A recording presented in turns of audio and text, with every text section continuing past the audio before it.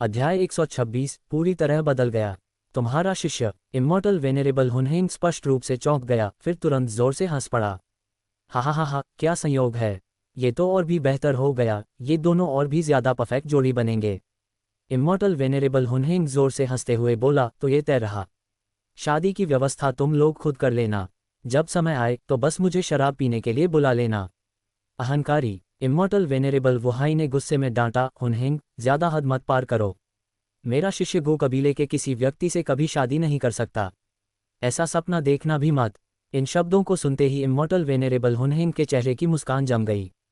फिर उसने भावहीन नजरों से इमॉर्टल वेनेरेबल वुहाई की ओर देखा। क्या तुम वाकई ऐसा ही करना चाहती हो? क्या तुम्हें लगता है कि मैं तुमसे डरती हूँ? इमॉर्टल वेनेरेबल वुहाई बेहद दबंग अंदाज में बोली। उसके इस रवैये को देखकर ड्रैगन वैली के लोगों ने राहत की सांस ली। अगर इमॉर्टल वेनेरेबल वुहाई सामने खड़ी हैं, तो शायद अभी भी कोई रास्ता निकल सकता है।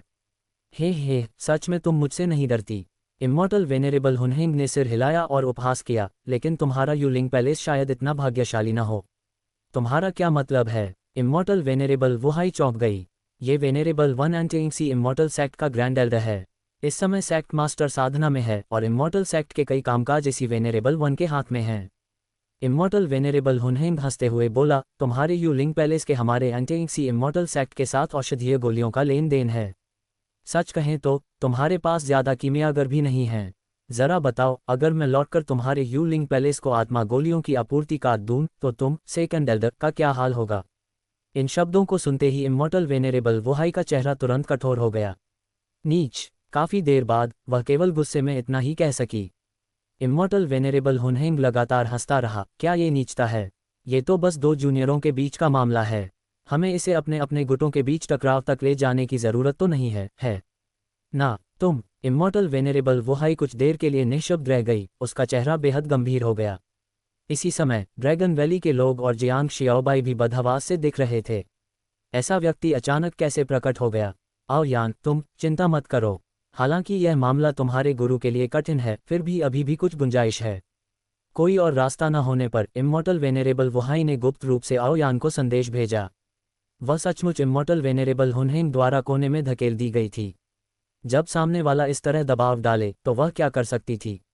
यह आखिरी उपाय है। चिंता मत करो, तुम्हारी प्रतिभा और क्षमता के साथ भले ही तुम यूलिंग पैलेस में प्रवेश करने के बाद सेंटेस न बन सको, फिर भी तुम पैलेस मास्टर की व्यक्तिगत शिष्या बन सकती हो। इस मामले की सावधानी से योजना बनानी होगी, जल्दबाजी मत करना। इमॉर्टल वेनेरेबल वुहाई लगातार संदेश भेजती रही, लेकिन कोई उत्तर नहीं मिला। एक पल के लिए उसका चेहरा और भी बदसूरत हो गया, और आओ यान के मन में अचानक एक बात स्पष्ट हो गई। अंततः क्या वह अपने किए गए वादे को पूरा नहीं कर पाएगी? आओ वान, इस बार तुम्हारी ड्रैगन वैली ने वाकई गलती की है। कोई प्रतिक्रिया न देखकर इमॉर्टल वेनेरेबल हुनहेंग ने शांति से आओवान की ओर देखा। उसकी भावनाएं पढ़ना मुश्किल थीं। आओवान का भाव बदला नहीं। इमॉर्टल वेनेरेबल हुनहेंग, क्या तुम मेरी ड्रैगन वैली के मामलों में हस्तक्षेप करने वाले हो? हे, ये हस्तक्षेप नहीं है, बस एक छोटी सी सलाह है।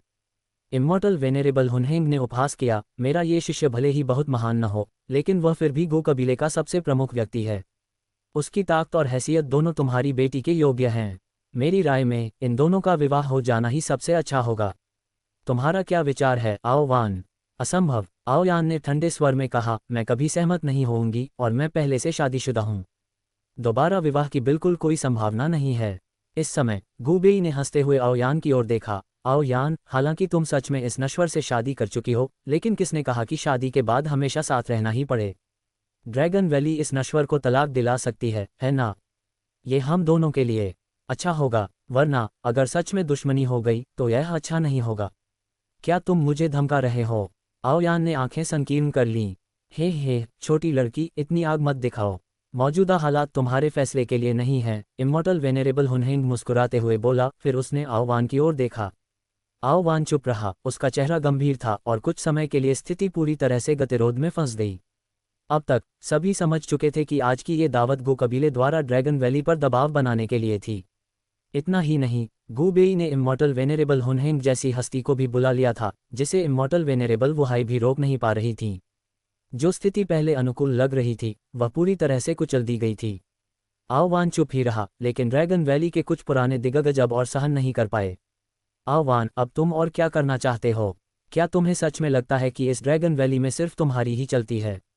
तुम्हारी बेटी ने लापरवाही से काम किया और ड्रैगन वैली की इज्जत मिट्टी में मिला दी, और अब जब इmmortal वेनेरेबल हुनहिंग भी आ चुके हैं, तब भी क्या तुम उसे यूं ही बकवास करने देना चाहते हो?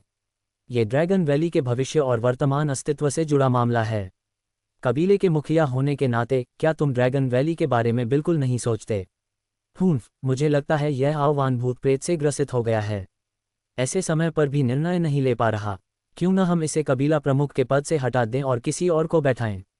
बिल्कुल सही आह्वान, हमें मजबूर मत करो। ड्रैगन वैली के कई पुराने दिग्गज आह्वान की ओर उंगली उठाकर उसे कोसने लगे, जिससे आह्वान का शरीर गुस्से से कांप उठा। आओ झेंग ने भी इस मौके का फायदा उठाया और तुरंत हंसते हुए कहा, आह्वान, अगर तुम ड्रैगन वैली के बारे में नहीं सोचते तो कम से कम अपने बारे में तो सोचो। आओयान का यंग मास्टर गु बेई से विवाह होना केवल लाभकारी है, इसमें कोई नुकसान नहीं। उसे लगा कि उसका मौका फिर से आ गया है। क्या तुम्हारे दिमाग कुचल दिए गए हैं? क्या तुम भूल गए हो कि ड्रैगन वैली आज जैसी बनी उसका कारण क्या था? आह्वान अचानक गुस्से में गरजा। वह तो 100 साल पहले की बात है। अगर हम अब भी यूं ही हठधर्मी बने रहे तो ड्रैगन वैली शायद अपनी मौजूदा स्थिति भी बनाए न रख सके, उसके अस्तित्व की तो बात ही छोड़ो। एक ड्रैगन कबीले के बुजुर्ग ने ठंडे स्वर में कहा। आह्वान, इतना जिद्दी मत बनो। गु कबीले के साथ हाथ मिलाना ही अब हमारा एकमात्र रास्ता है। पलड़ा पूरी तरह पलट चुका था। तालियां, तालियां, तालियां। तालियों की आवाज़ गूंज उठी और इmmortal वेनेरेबल हुनहिंग मुस्कुराते हुए ताली बजाने लगा। क्या शानदार तमाशा है! आह्वान, अब हर तरफ से तुम्हारी निंदा हो रही है। क्या तुम अब भी अपनी जिद पर अड़े रहोगे? इmmortal वेनेरेबल हुनहिंग, भले ही तुम ट्रिब्यूलेशन ट्रांसेंडेंस स्टेज के विशेषज्ञ हो, लेकिन मेरी ड्रैगन वैली में भी ऐसे लोग हैं जो तुमसे टक्कर ले सकते हैं। तुम अकेले मेरी ड्रैगन वैली को धमकाने के लिए काफ़ी नहीं हो। आह्वान ने ठंडे स्वर में कहा। गु बेई के चेहरे पर व्यंग्य से भरी मुस्कान थी। अंकल आओ, व्यर्थ की जद्दोजहद मत करो। अभी की सारी समस्याओं की जड़ यही नश्वर है। क्या इस नश्वर को ड्रैगन वैली से निकाल देना बेहतर नहीं होगा? ये कहते हुए गु बेई ने जियांग शियाओबाई की ओर देखा। जियांग शियाओबाई, यह आखिरी बार है और सबके सामने है। अभी अपनी स्थिति स्पष्ट कर दो तो शायद तुम्हारे पास जीने का एक रास्ता बच जाए, वरना न सिर्फ तुम मारे जाओगे बल्कि ड्रैगन वैली भी इसमें घसीट ली जाएगी। गु बेई ने ठंडे स्वर में हंसते हुए कहा। इस क्षण जियांग शियाओबाई का चेहरा बर्फ सा ठंडा था। उसकी निगाहें गु बेई पर गड़ी हुई थीं। उसने सब कुछ सोच रखा था, लेकिन कभी यह उम्मीद नहीं की थी कि गु बेई सीधे उसे कुचलने की कोशिश करेगा। सामने वाले द्वारा इmmortal वेनेरेबल हुनहिंग को बुला लेना पहले ही स्थिति को एक अलग स्तर पर पहुंचा चुका था, जहां इmmortal वेनेरेबल वुहाई भी बेबस हो गई थीं। इस समय सभी की निगाहें जियांग शियाओबाई पर टिकी थीं। उनकी आंखों में कोई भावना नहीं थी। अध्याय 127, 1 अरब आत्मिक पत्थर मुझे आधा साल खरीदने के लिए।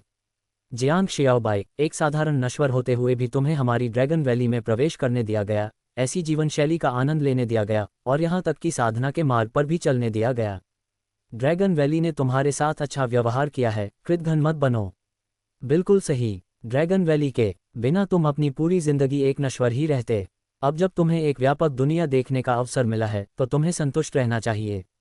ये देखते हुए कि तुमने कोई बड़ा अपराध नहीं किया है, अभी भी ड्रैगन वैली छोड़ने में देर नहीं हुई है।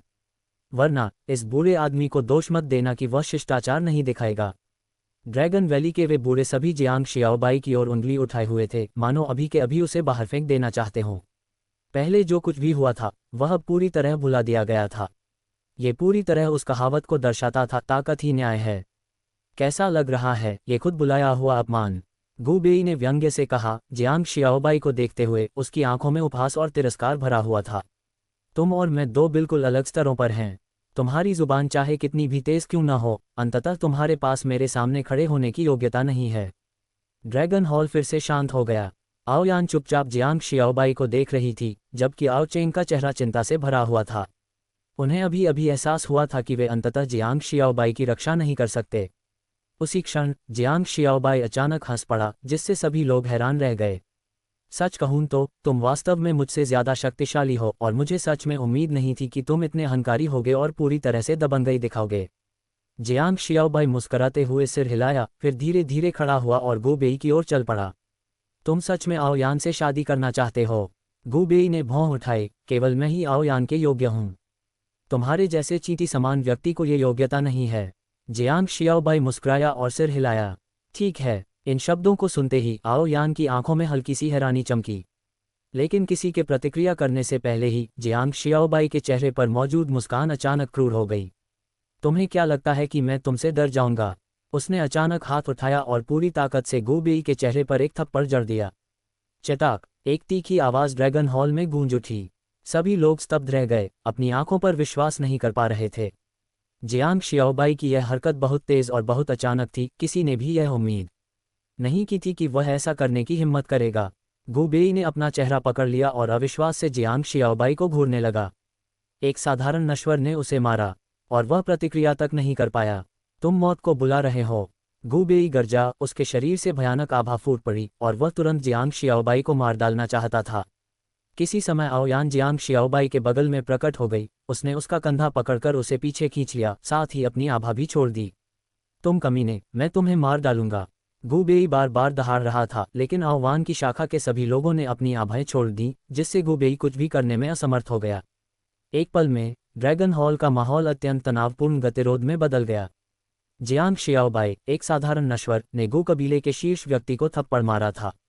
अगर यह बात कही जाए तो कौन विश्वास करेगा? ये बिल्कुल असंगत है, आओयान ने ठंडे स्वर में कहा, जियांग शियाओबाई की कलाई कसकर पकड़ते हुए। जियांग शियाओबाई को इससे कोई डर नहीं था। वह बस हल्के से मुस्कुराया, भले ही मेरी ताकत ज्यादा नहीं है, लेकिन मैं तुम्हारा आदमी हूं। जब तक तुम मुझे नहीं ठुकराती, मुझे डरने की क्या जरूरत है? चूंकि तुम कुछ नहीं कह रही, इसका मतलब है कि तुम मुझे स्वीकार करती हो। तुम्हारे आदमी के रूप में मैं कैसे सहन कर सकता हूं कि कोई तुम्हारे सामने ही मेरी पत्नी को छीनने की कोशिश करे? अंत में जियांग शियाओबाई की आवाज़ बेहद शक्तिशाली हो गई, उसमें डर की कोई झलक नहीं थी। उस क्षण उसने लोगों को यह भ्रम तक दे दिया कि वह एक ऐसा राजा है जो पूरी दुनिया पर शासन करता है। चूंकि अंततः टकराव होना ही था, ये थप्पड़ बस उस पल को थोड़ा पहले ले आया। क्या साहस है! युवाओं में ऐसी हिम्मत होनी चाहिए। अमर वरेण्य हुनहेंग अचानक हंस पड़ा। हालांकि ये सब इस शर्त पर आधारित है कि तुम्हारे पास हर चीज़ की रक्षा करने की ताकत हो। तुम्हारी मौजूदा बहादुरी बस मौत को बुलाना है। हे, मौत को बुलाना। जियांग शियाओबाई ने उपहास किया, तो मैं पूछना चाहता हूँ, क्या मेरी जान 10 अरब उच्च स्तरीय आत्मिक पत्थरों के बराबर है? तुम जैसे कचरे के लिए 10 अरब तो छोड़ो, तुम एक आत्मिक पत्थर के कण के भी लायक नहीं हो।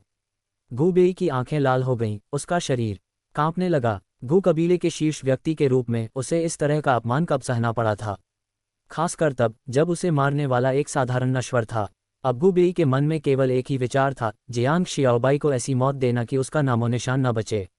जियांग शियाओबाई, युवा स्वामी मूल रूप से तुम्हारी जान बख्शना चाहता था, लेकिन तुमने उसकी कद्र नहीं की।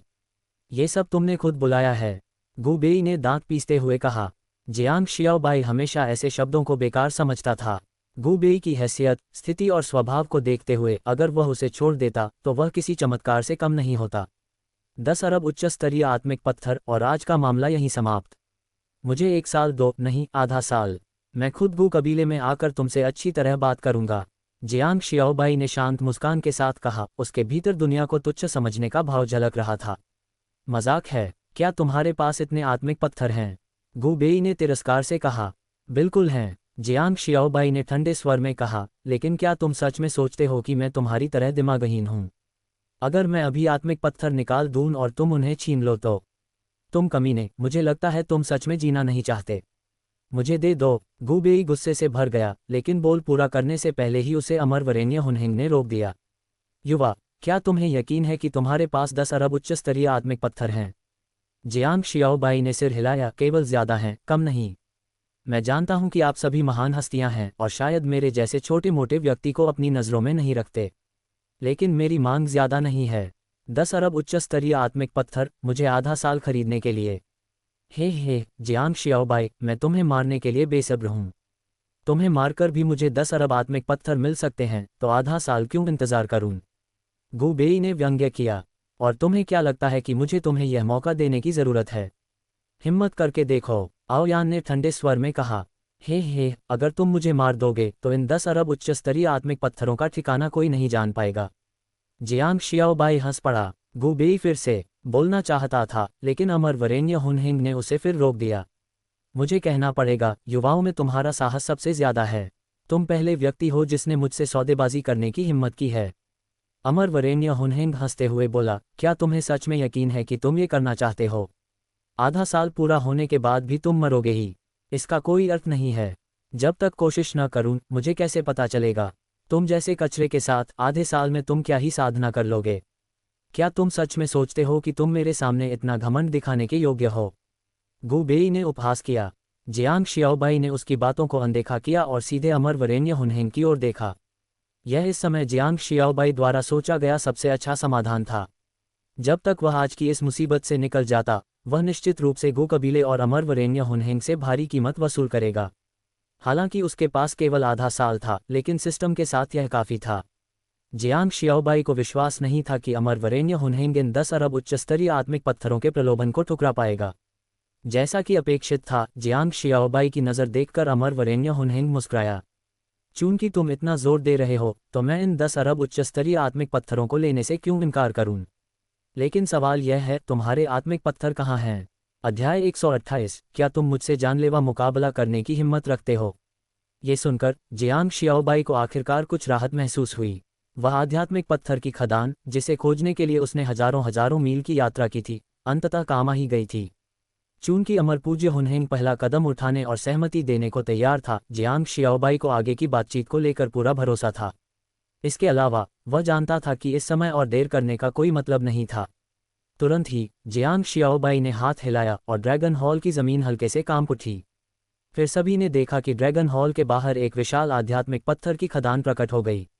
यह आध्यात्मिक पत्थर की खदान न केवल अत्यंत विशाल थी, बल्कि उसकी गुणवत्ता भी असाधारण रूप से उत्कृष्ट थी। सतर्क अनुमान के अनुसार यदि इसे पूरी तरह से खनन किया जाए तो इसकी कीमत 12 से 13 अरब उच्च स्तरीय आध्यात्मिक पत्थरों के बराबर होती। बाहर प्रकट हुई आध्यात्मिक पत्थर की खदान को महसूस करते ही सभी की आंखें लगभग बाहर निकल आईं। आओ यान और आओ चेंग जियांग शियाओबाई को घूरते रह गए, पूरी तरह स्तब्ध। जियांग शियाओबाई के पास वास्तव में इतने सारे आध्यात्मिक पत्थर थे, और वह भी पूरी की पूरी एक आध्यात्मिक पत्थर की खदान। यहाँ तक कि बहुत कुछ देख चुके अमर पूज्य हुनहेंग भी कुछ पल के लिए अवाक रह गए। क्या आजकल के युवा लोग अपने साथ एक पूरी आध्यात्मिक पत्थर की खदान लेकर चलते हैं? तो क्या कहते हो, माल देख लिया ना, अब मानते हो या नहीं? जियांग शियाओबाई ने शांत स्वर में कहा। मुझे उम्मीद नहीं थी कि तुम जैसे लड़के में भी इतनी काबिलियत होगी। अमर पूज्य हुनहेंग हल्के से मुस्कुराए। चूंकि तुम माल ले आए हो, तो मुझे और क्या कहना है? आधा साल तय रहा। ये कहते हुए अमर पूज्य हुनहेंग ने अपना बड़ा हाथ लहराया और ड्रैगन हॉल के बाहर की पूरी आध्यात्मिक पत्थर की खदान को सैकड़ों हिस्सों में बांटकर सीधे अपनी भंडारण अंगूठी में समेट लिया। ये दृश्य देखकर जियांग शियाओबाई के मन को सुकून मिला, लेकिन जिस बात की उसे बिल्कुल भी उम्मीद नहीं थी, वह ये थी कि सामान लेते ही अमर पूज्य हुनहेंग का चेहरा पल भर में बदल गया। आओ वान, चलो अब मेरे निकम्मे शिष्य और आओ यान की शादी के बारे में बातचीत जारी रखें। ये कहते हुए अमर पूज्य हुनहेंग ने जियांग शियाओबाई की ओर उपहास भरी नज़र से देखा और बार बार सिर हिलाया। लड़के, मैं बस इतना ही कह सकता हूं कि तुम अभी बहुत भोले हो। क्या तुम्हें सच में लगता है कि तुम मुझसे सौदेबाजी करने के योग्य हो? तुरंत ही जियांग शियाओबाई का चेहरा काला पड़ गया। उसने अमर पूज्य हुनहेंग को घूरते हुए देखा और उसके मन में मानो हजारों घास की चढ़ वाले घोड़े दौड़ पड़े। बूढ़े कुत्ते, क्या तुम्हें जरा भी शर्म नहीं बची? मेरी चीजें निगलने की हिम्मत कैसे की? गु बेई तुरंत ठहाका लगाकर हंसा। हा हा हा हा, जियांग शियाओबाई, तुम जैसे कचरे की क्या औकात है कि मेरे गुरु से ऐसी बेशर्मी से बात करो? क्या तुमने देखा कि मेरे गुरु ने तुम्हारी चीजें ली हैं? कोई सबूत है? तुम तो आखिरकार सिर्फ एक कचरा हो, हम जैसे महान अस्तित्वों से बातचीत करने के लायक ही नहीं। तुम्हें इज्जत के साथ मरने का मौका देना ही काफ़ी बड़ी मेहरबानी है। एक पल के लिए जियांग शियाओबाई को ऐसा महसूस हुआ मानो उसने गंदगी खा ली हो। वह समझ ही नहीं पा रहा था कि इतना ऊंचा दर्जा रखने वाला व्यक्ति अपनी प्रतिष्ठा को इस तरह पैरों तले रौंद सकता है, और वह भी ड्रैगन वैली के इतने लोगों के सामने। असल में जियांग शियाओबाई इस आध्यात्मिक पत्थर की खदान को ड्रैगन वैली को देने का इरादा रखता था, ताकि ड्रैगन वैली दबाव सहकर भी कम से कम आधे साल तक उसकी रक्षा कर सके। लेकिन जैसे ही अमर पूज्य हुनहेंग प्रकट हुए, ड्रैगन वैली पूरी तरह असहाय हो गई। मजबूरी में जियांग शियाओबाई ने यह आखिरी दांव खेला, लेकिन जो हुआ उसने उसे पूरी तरह स्तब्ध कर दिया। सबसे अहम बात यह थी कि वर्तमान में अमर पूज्य हुनहेंग पूरे मैदान में अजेय था। कोई भी उसे रोक नहीं सकता था। युवा, तुम्हें अभी बहुत लंबा रास्ता तय करना है, अमर पूज्य हुनहेंग ने ठंडे स्वर में कहा। जैसा मैंने कहा था, तुम्हारे पास उस स्तर की ताकत नहीं है। क्या तुम्हें सच में लगा कि इस एक खदान के कारण मेरा दिल पिघल जाएगा? इस क्षण जियांग शियाओबाई के दिल में गहरी बेबसी भर गई। उसने अपनी मुट्ठियां कस लीं, आंखें खून से लाल थीं, और सामने खड़े अमर पूज्य हुनहेंग को घूरता रहा। उसे इस दुनिया की एक और गहरी सच्चाई समझ में आ गई, जहां ताकतवर कमजोरों को निगल जाते हैं। कमजोरी ही मूल पाप है। लेकिन अब कुछ भी कहना बेकार था, सब कुछ बहुत अचानक हो गया था और वह अपनी अगली चाल तक तैयार नहीं कर पाया था। अमर पूज्य हुनहेंग, क्या किसी जूनियर को इस तरह सताना उचित है? आओ वान ने भी ठंडे स्वर में कहा। अनुचित, अमर पूज्य हुनहेंग ने उपहास किया। अब मैं तुम्हारी ड्रैगन वैली को एक आखिरी मिनट देता हूँ, सोच लो कि तुम्हें क्या करना है। ये कहते हुए उसने फिर से जियांग शियाओबाई की ओर देखा। उसके चेहरे पर गहरी खिल्ली उड़ाने वाली मुस्कान थी। जियांग शियाओबाई, मैं तुम्हें तंग नहीं करूंगा। आखिरकार मैंने तुम्हारा खजाना लिया ही है ना? ऐसा करते हैं, मैं तुम्हें एक मौका देता हूँ। अगर तुम मेरे शिष्य को हरा दोगे तो मैं तुम्हें आज जिंदा जाने दूंगा, कैसा रहेगा? चिंता मत करो, मैं गुबेई को अपनी साधना तुम्हारे स्तर तक दबाने को कहूंगा। क्या कहते हो? उसके पास खड़ा गुबेई भी व्यंग्य भरी मुस्कान के साथ आगे बढ़ने को तैयार था। कुछ देर पहले जियांग शियाओबाई ने सबके सामने उसे थप्पड़ मारा था। ऐसी दुश्मनी का बदला तो लेना ही होगा। एक ही स्तर की बात तो छोड़ो, चाहे मैं क्यूई रिफाइनमेंट चरण में ही क्यों न हो, तुम्हें निपटाना तब भी बेहद आसान होगा, है ना? गुबेई ने घमंड से भरे स्वर में कहा। इस समय अमर पूज्य हुनहेंग का सहारा पाकर उसे अब किसी तरह की झिझक नहीं थी। वह जितना चाहे उतना घमंडी हो सकता था। ये सुनकर जियांग शियाओबाई मुस्कुरा उठा। कभी कभी ज्यादा आत्ममुग्ध होना अच्छी बात नहीं होती। उसने मन ही मन ठंडे स्वर में सोचा। मजाक कर रहे हो क्या? उससे लड़ाई अपने तरीकों के साथ वह समान स्तर पर लगभग अजेय था। जन्मजात दाव शरीर, 9 परिवर्तन रहस्यमय कला, 9 स्वर्गीय तारामंडल तलवार कला।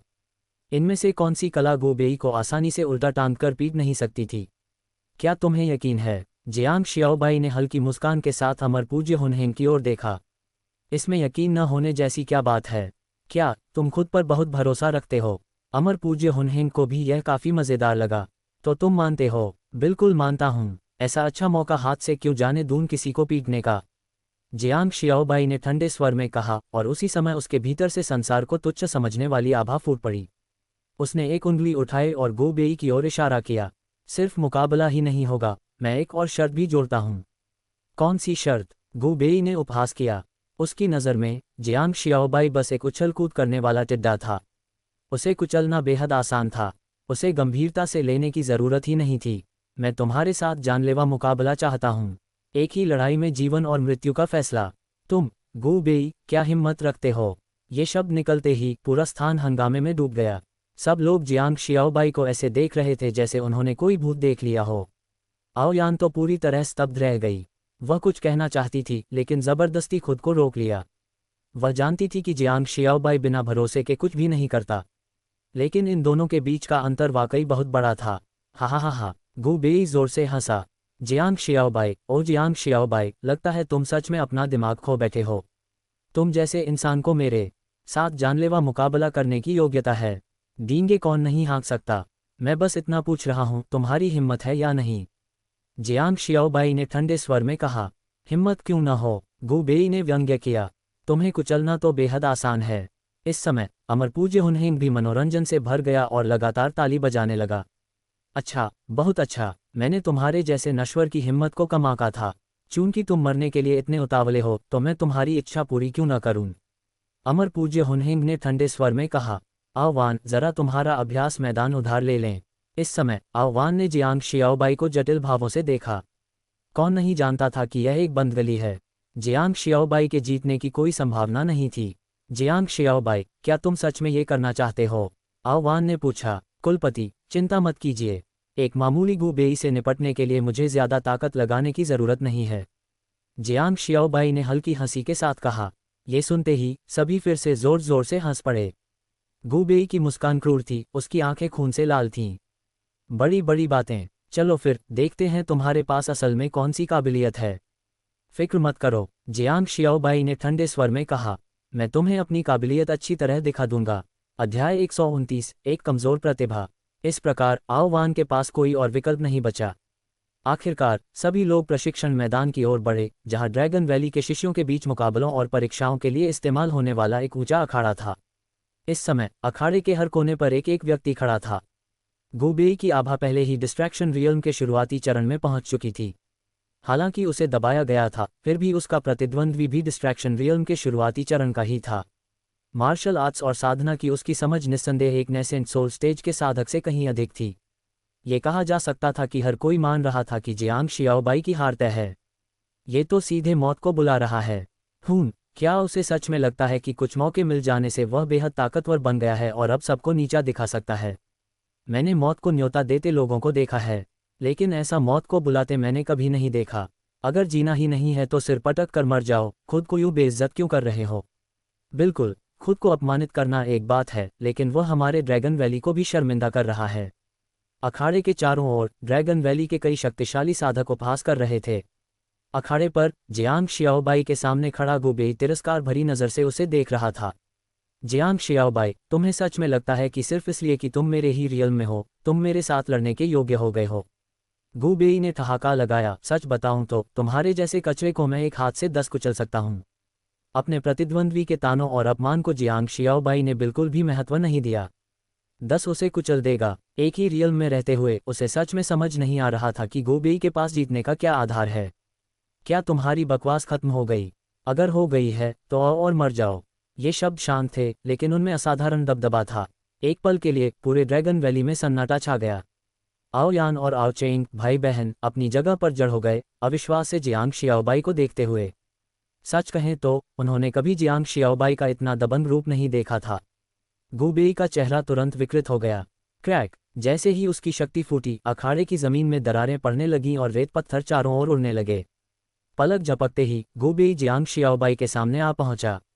मैं तुम्हें बताऊंगा कि सिर्फ शब्दों के दम पर जीतने की कोशिश करने का अंजाम क्या होता है। तुम जैसे कचरे को मैं हर साल 10,000 कुचलता हूं। दहाड़ते हुए गु बेई ने अपनी दाहिनी मुट्ठी भींची और पूरी ताकत से जियांग शियाओबाई पर वार किया।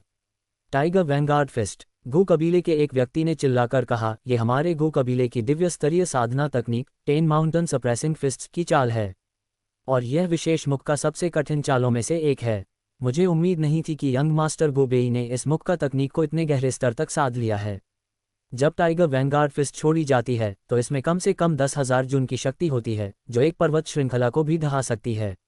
मैं पहले ही सोच सकता हूं कि अगर यह मुक्का जियांग शियाओबाई पर लगा तो क्या होगा।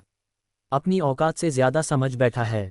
वह अभी तक बचने या हटने की भी कोशिश नहीं कर रहा। क्या वह मरना चाहता है? गु कबीले के लोग उपहास भरी नजरों से जियांग शियाओबाई को देख रहे थे। वे मानो पहले ही कल्पना कर चुके थे कि एक ही मुक्के में जियांग शियाओबाई चित्रों में बदल जाएगा। मर जाओ! गु बेई गरजा, उसकी मुक्के की रफ्तार और भी तेज हो गई। तेज हवा ने जियांग शियाओबाई के चेहरे की त्वचा को चुभो दिया, लेकिन इस पल भी वह जरा भी नहीं हिला, मानो डर से जड़ हो गया हो। बिजली की तरह तेज इस क्षण में जियांग शियाओबाई ने अचानक अपना हाथ बढ़ाया और सीधे गु बेई की मुट्ठी पकड़ ली। क्या? गु कबीले के सदस्यों की आंखें लगभग बाहर निकल आईं। जियांग शियाओबाई ने इसे इतनी आसानी से पकड़ लिया। गु बेई के चेहरे पर भी अविश्वास छा गया। ये कैसे संभव है? तुम वाक्य पूरा होने से पहले ही गु बेई दर्द से चीख उठा। जियांग शियाओबाई के बाएं हाथ ने बगल से वार किया और सीधे गु बेई की कोहनी के जोड़ पर लगा। भारी शक्ति ने उसकी बांह को भयानक कोण में मोड़ दिया। ये बांह अपंग हो चुकी थी। उसी क्षण वहां मौजूद हर कोई सिहर उठा, लेकिन जियांग शियाओबाई के दिल में सिर्फ उपहास भरी हंसी थी। 10,000 जून की शक्ति! माफ करना, वह भी उतनी शक्ति निकाल सकता था। 9 रिवॉल्यूशंस मिस्टेरियस स्किल का तीसरा चक्र वह बहुत पहले ही तोड़ चुका था, और अब उसकी शारीरिक शक्ति ही उसकी सबसे भयानक तुरुप का पत्ता थी। उससे नज़दीकी लड़ाई करना 3 साल के बच्चे द्वारा किसी मार्शल आर्ट्स मास्टर को द्वंद्व के लिए ललकारने से कम नहीं था। ये तो सीधा सीधा शौचालय में लालटेन जलाने जैसा था, खुद गंदगी ढूंढना। ये तो बस शुरुआत है, जियांग शियाओबाई ने ठंडे स्वर में कहा। उसका शरीर भूत की तरह हिला और पल भर में गु बेई के पीछे पहुंच गया। मौजूद किसी भी व्यक्ति को उसकी चाल साफ दिखाई नहीं दी। उसने जरा भी आध्यात्मिक शक्ति का इस्तेमाल नहीं किया था। बैंग! एक मुक्का गु बेई की पीठ पर पड़ा। सिर्फ उसी एक मुक्के की ताकत से गु बेई के मुंह से खून उबल पड़ा और उसका पूरा शरीर टूटी पतंग की तरह उड़ गया। लेकिन जियांग शियाओबाई और भी तेज था। उसने गु बेई की टखने को पकड़ लिया और उसके होठों पर ठंडी मुस्कान उभरी। उसके दिमाग में अचानक एक फिल्म का दृश्य कौंध गया। Invincible giant windmill! मन ही मन दहाड़ते हुए जियांग शियाओबाई ने गु बेई के टखने को पकड़कर उसे घुमाया और जमीन पर पटक दिया। धड़ाम! सबकी आंखों के सामने गु बेई एक कठपुतली की तरह बन गया, जिसे जियांग शियाओबाई जैसे चाहे वैसे पटक रहा था। हर कोई अवाक रह गया, लेकिन जो बात उन्हें और भी ज्यादा चौंकाने वाली थी वह भी आनी बाकी थी। एक बार पटकने के बाद भी जियांग शियाओबाई संतुष्ट नहीं हुआ। उसने फिर से गु बेई को घुमाया, आगे जमीन पर पटका और तुरंत पीछे की ओर भी। ये सिलसिला 10 से ज्यादा बार दोहराया गया। सबको सिर्फ धूल उड़ती हुई और लगातार गड़गड़ाहट की आवाजें ही सुनाई दे रही थीं। जब धूल बैठी तो सभी की आंखें फैल गईं। इस समय परिष्कृत इस्पात और ग्रेनाइट से बने मजबूत अखाड़े में एक बड़ा गड्ढा बन चुका था और गुबेई उसमें सड़े हुए मांस के ढेर की तरह पड़ा था। उसके हाथ सीने पर जकड़े हुए थे, आंखें आसमान की ओर घूर रही थीं। वह मानो पागल हो चुका था। यही है गु कबीले की राक्षसी प्रतिभा, इतनी कमजोर प्रतिभा। जियांग शियाओबाई की यह उपहास भरी आवाज सबको झकझोरकर जगा गई। इमॉर्टल वेनेरेबल हुनहेंग गुस्से से भर चुका था। वह डांटने ही वाला था कि उसने देखा जियांग शियाओबाई ने गुबी के सिर पर पैर रख दिया और उसी समय उसके हाथ में एक तेज तलवार प्रकट हो गई। बेशक वह इतना मूर्ख नहीं था कि इस समय युवानहोंग को निकाल ले। पहले ही इमॉर्टल वेनेरेबल हुनहेंग उसकी आध्यात्मिक नस छीन चुका था। अगर अब युवानहोंग निकाली गई तो उसके भी छीने जाने की पूरी संभावना थी। तू बदमाश, इतनी हिम्मत! इमॉर्टल वेनेरेबल हुनहेंग की आंखें गुस्से से लाल हो गईं और वह बार बार गरजने लगा। जियांग शियाओबाई के चेहरे पर तिरस्कार साफ झलक रहा था। क्या हुआ, तुम ट्राइब्यूलेशन ट्रांसेंडेंस स्टेज के वेनेरेबल होकर अब अपनी बात से मुकर रहे हो? तुमने इस जीवन मृत्यु द्वंद्व पर सहमति दी थी। इमॉर्टल वेनेरेबल हुनहेंग गुस्से से कांप रहा था। तू कुत्ता, अगर तूने मेरे शिष्य को मारने की हिम्मत की तो मैं तुझे अभी मार डालूंगा। इतना ही नहीं, मैं पूरे ड्रैगन वैली को भी तेरे साथ कब्र में दफना दूंगा। अच्छी तरह सोच ले, किस बारे में सोचें? क्या हमारा ड्रैगन वैली तुमसे डरता है? आओ। चेंगब और सहन नहीं कर पाया और दहाड़ उठा। ठीक है, लगता है तुम लोग कठिन रास्ता चुनना चाहते हो। इमॉर्टल वेनेरेबल हुनहेंग ने ठंडी हंसी हंसी और उसके शरीर से एक भयानक दबाव तुरंत फैल गया। मौजूद हर व्यक्ति जड़ हो गया, हिलने डुलने में असमर्थ। जियांग शियाओबाई ने इस जबरदस्त शक्ति को महसूस किया और पूरी कोशिश से उसका विरोध किया, लेकिन वह असफल रहा। उसके भीतर तुरंत निराशा और बेबसी उमड़ आई। उसने तुरंत अपने सिस्टम स्पेस में कुछ ढूंढने की कोशिश की जिससे इसका मुकाबला किया जा सके, लेकिन जल्द ही उसे एहसास हुआ वहां कुछ भी नहीं था। कमबख्त। अध्याय 130, अच्छे से जिंदा रहना। जियांग शियाओबाई के दिल में भयानक गर्जना उठ रही थी। उसकी आंखें खून से लाल थीं और वह अमर सम्मानित हुनहेंग को घूर रहा था, मानो अभी के अभी उसे जिंदा निगल जाना चाहता हो। उसके पास ड्रैगन वैली के बाकी बूढ़े लोग घबरा गए थे। हर कोई अमर सम्मानित हुनहेंग को भयभीत नजरों से देख रहा था। अमर सम्मानित हुनहेंग, आप ये क्या कर रहे हैं? क्या हमने आपकी शर्तों पर सहमति नहीं जताई थी? चलिए शांति से बात करते हैं। हाँ, हम अभी इस नश्वर को निपटा देंगे और कल ही यंग मास्टर गुबेई और आओयान की शादी का प्रबंध कर देंगे। अमर सम्मानित हुनहेंग, आप ऐसा नहीं कर सकते। इन शब्दों से आओवान का क्रोध आकाश छूने लगा, लेकिन वह न तो हिल सकता था और न ही बोल सकता था। वह बस बेबस होकर यह सब होते हुए देख सकता था। देखा, अगर तुमने ये पहले ही कर लिया होता तो सब कुछ ठीक रहता। अमर सम्मानित हुनहेंग के चेहरे पर व्यंग्य भरी मुस्कान थी। फिर उसने जियांग शियाओबाई की ओर देखा। लड़के, तुम सिर्फ अपनी कमजोरी को दोष दे सकते हो। अगर तुम्हारा कोई अगला जन्म हो तो आज का सबक जरूर याद रखना। ये कहते हुए अमर सम्मानित हुनहेंग ने लापरवाही से हाथ लहराया। एक अदृश्य शक्ति आगे बढ़ी, उसका हावभाव ऐसा था मानो वह किसी चींटी को कुचल रहा हो। जियांग शियाओबाई की आंखें फैल गईं, उसका दिल अनिच्छा और पीड़ा से भर गया। क्या वह सच में ऐसे ही मर जाएगा? ठीक उसी नाजुक क्षण में एक पारदर्शी आध्यात्मिक शक्ति की दीवार जियांग शियाओबाई के सामने खड़ी हो गई और उसकी जान बचा ली। साथ ही हॉल में छाया दमघोंटू और भयानक दबाव पल भर में गायब हो गया। एक ठिगना और मोटा बूढ़ा व्यक्ति सबकी नजरों के सामने प्रकट हुआ। आने वाला कोई और नहीं बल्कि ड्रैगन वैली का पूर्वज स्तरीय व्यक्तित्व आओ युवानवु था। महापूर्वज, आओयान ने घबराकर पुकारा। आओ युवानवु के चेहरे पर शांत मुस्कान थी। उसने आओयान और जियांग शियाओबाई को सिर हिलाकर देखा, फिर अपने आसपास खड़े ड्रैगन वैली के अन्य बूढ़ों की ओर मुड़ा। परजीवियों का झुंड, तुम जैसे लोगों के साथ ड्रैगन वैली कैसे फल फूल सकती है? आओ युवानवु का चेहरा कठोर हो गया। तुम सच में रीढ़विहीन जानवरों का झुंड हो। क्या प्राचीन कबीले ने उस समय जो किया था वह काफी नहीं था?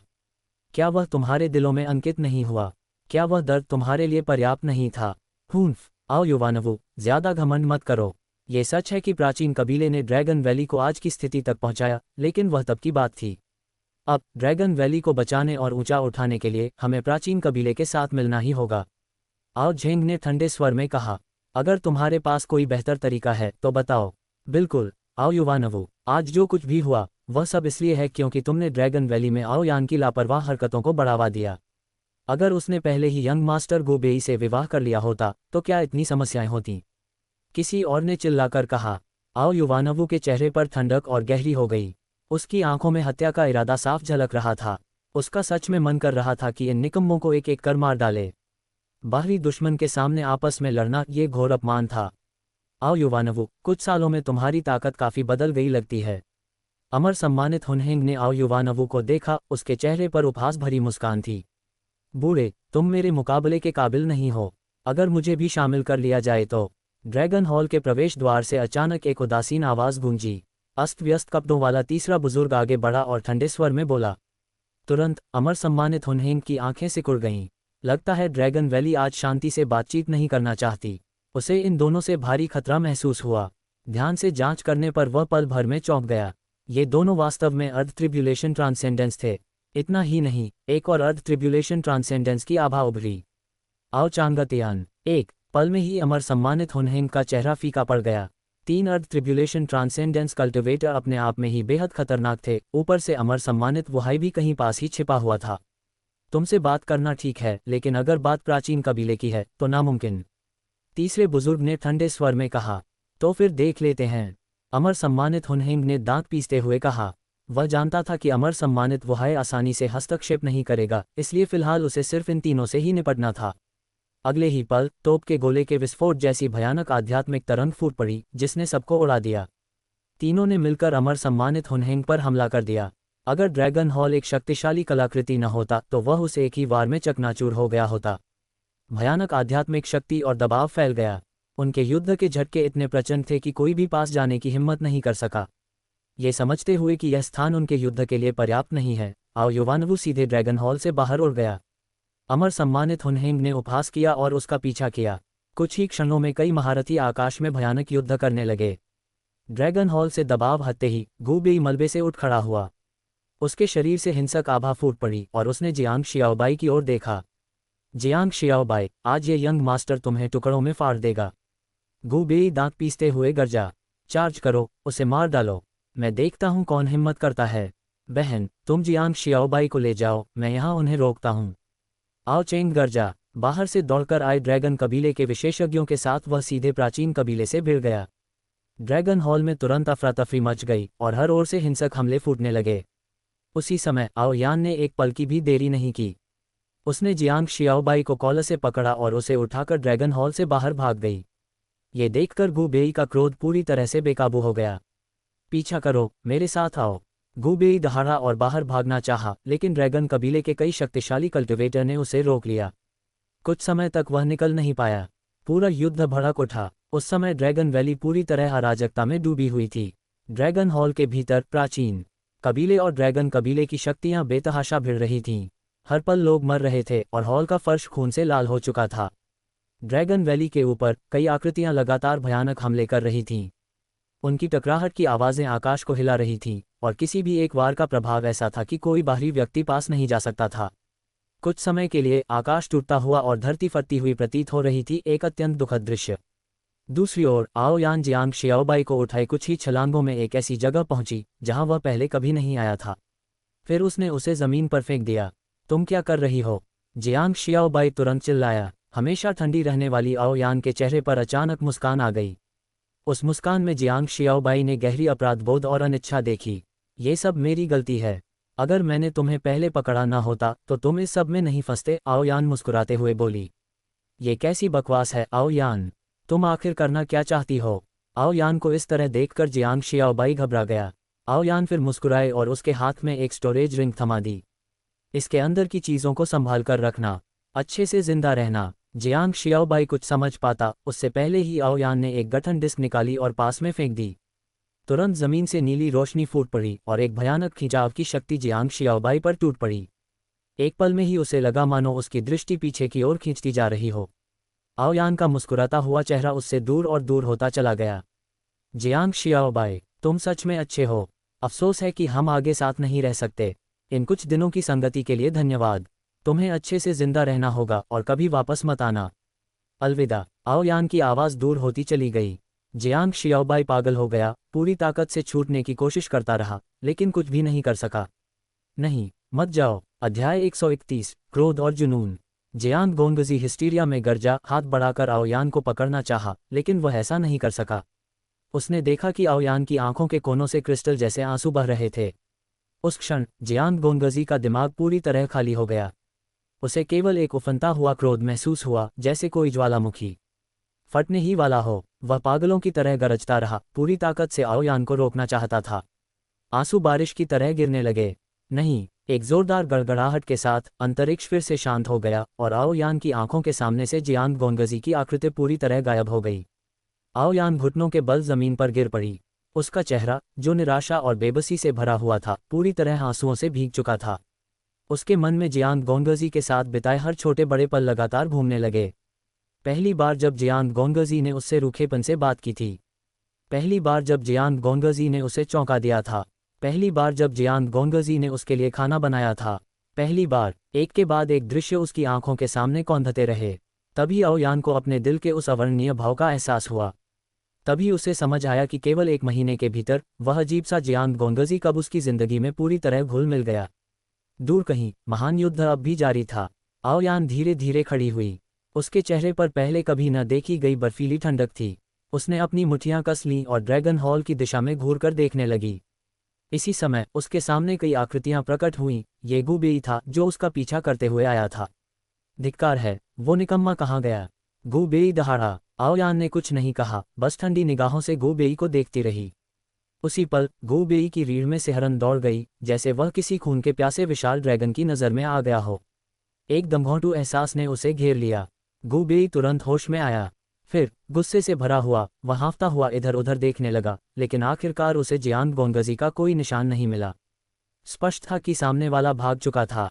हालांकि जियांग गोंगजी भाग गया था, लेकिन गु बेई जानता था कि अब से आओयान केवल उसी की होगी। ये सोचकर उसका मूड काफ़ी बेहतर हो गया। उसने एक कोमल सा भाव ओढ़ लिया और आओयान की ओर देखा। मुझे माफ़ करना आओयान, बात यहाँ तक पहुँच गई। लेकिन निश्चिंत रहो, भविष्य में मैं तुम्हें 1000 नहीं 10,000 गुना बेहतर रखूंगा, गु बेई ने कहा और धीरे धीरे आओयान के पास आया। उसने धीरे से अपना हाथ उठाया और आओयान के नाजुक गाल को सहलाया। लेकिन आओयान ने फिर भी कोई प्रतिक्रिया नहीं दी, बस गु बेई को देखती रही। गु बेई को इससे कोई फर्क नहीं पड़ा। उसने आखिरकार वह सब पा लिया था जिसका वह हमेशा से सपना देखता आया था, फिर इन बातों की उसे क्या परवाह।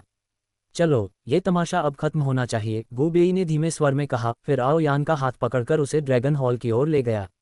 शुरू से अंत तक आओयान ने एक शब्द भी नहीं कहा। उसी समय उसकी आंखें और भी ठंडी और निर्दयी होती चली गईं। जियांग गोंगजी होश में आया। उसे केवल सिरदर्द और तीव्र प्यास महसूस हो रही थी।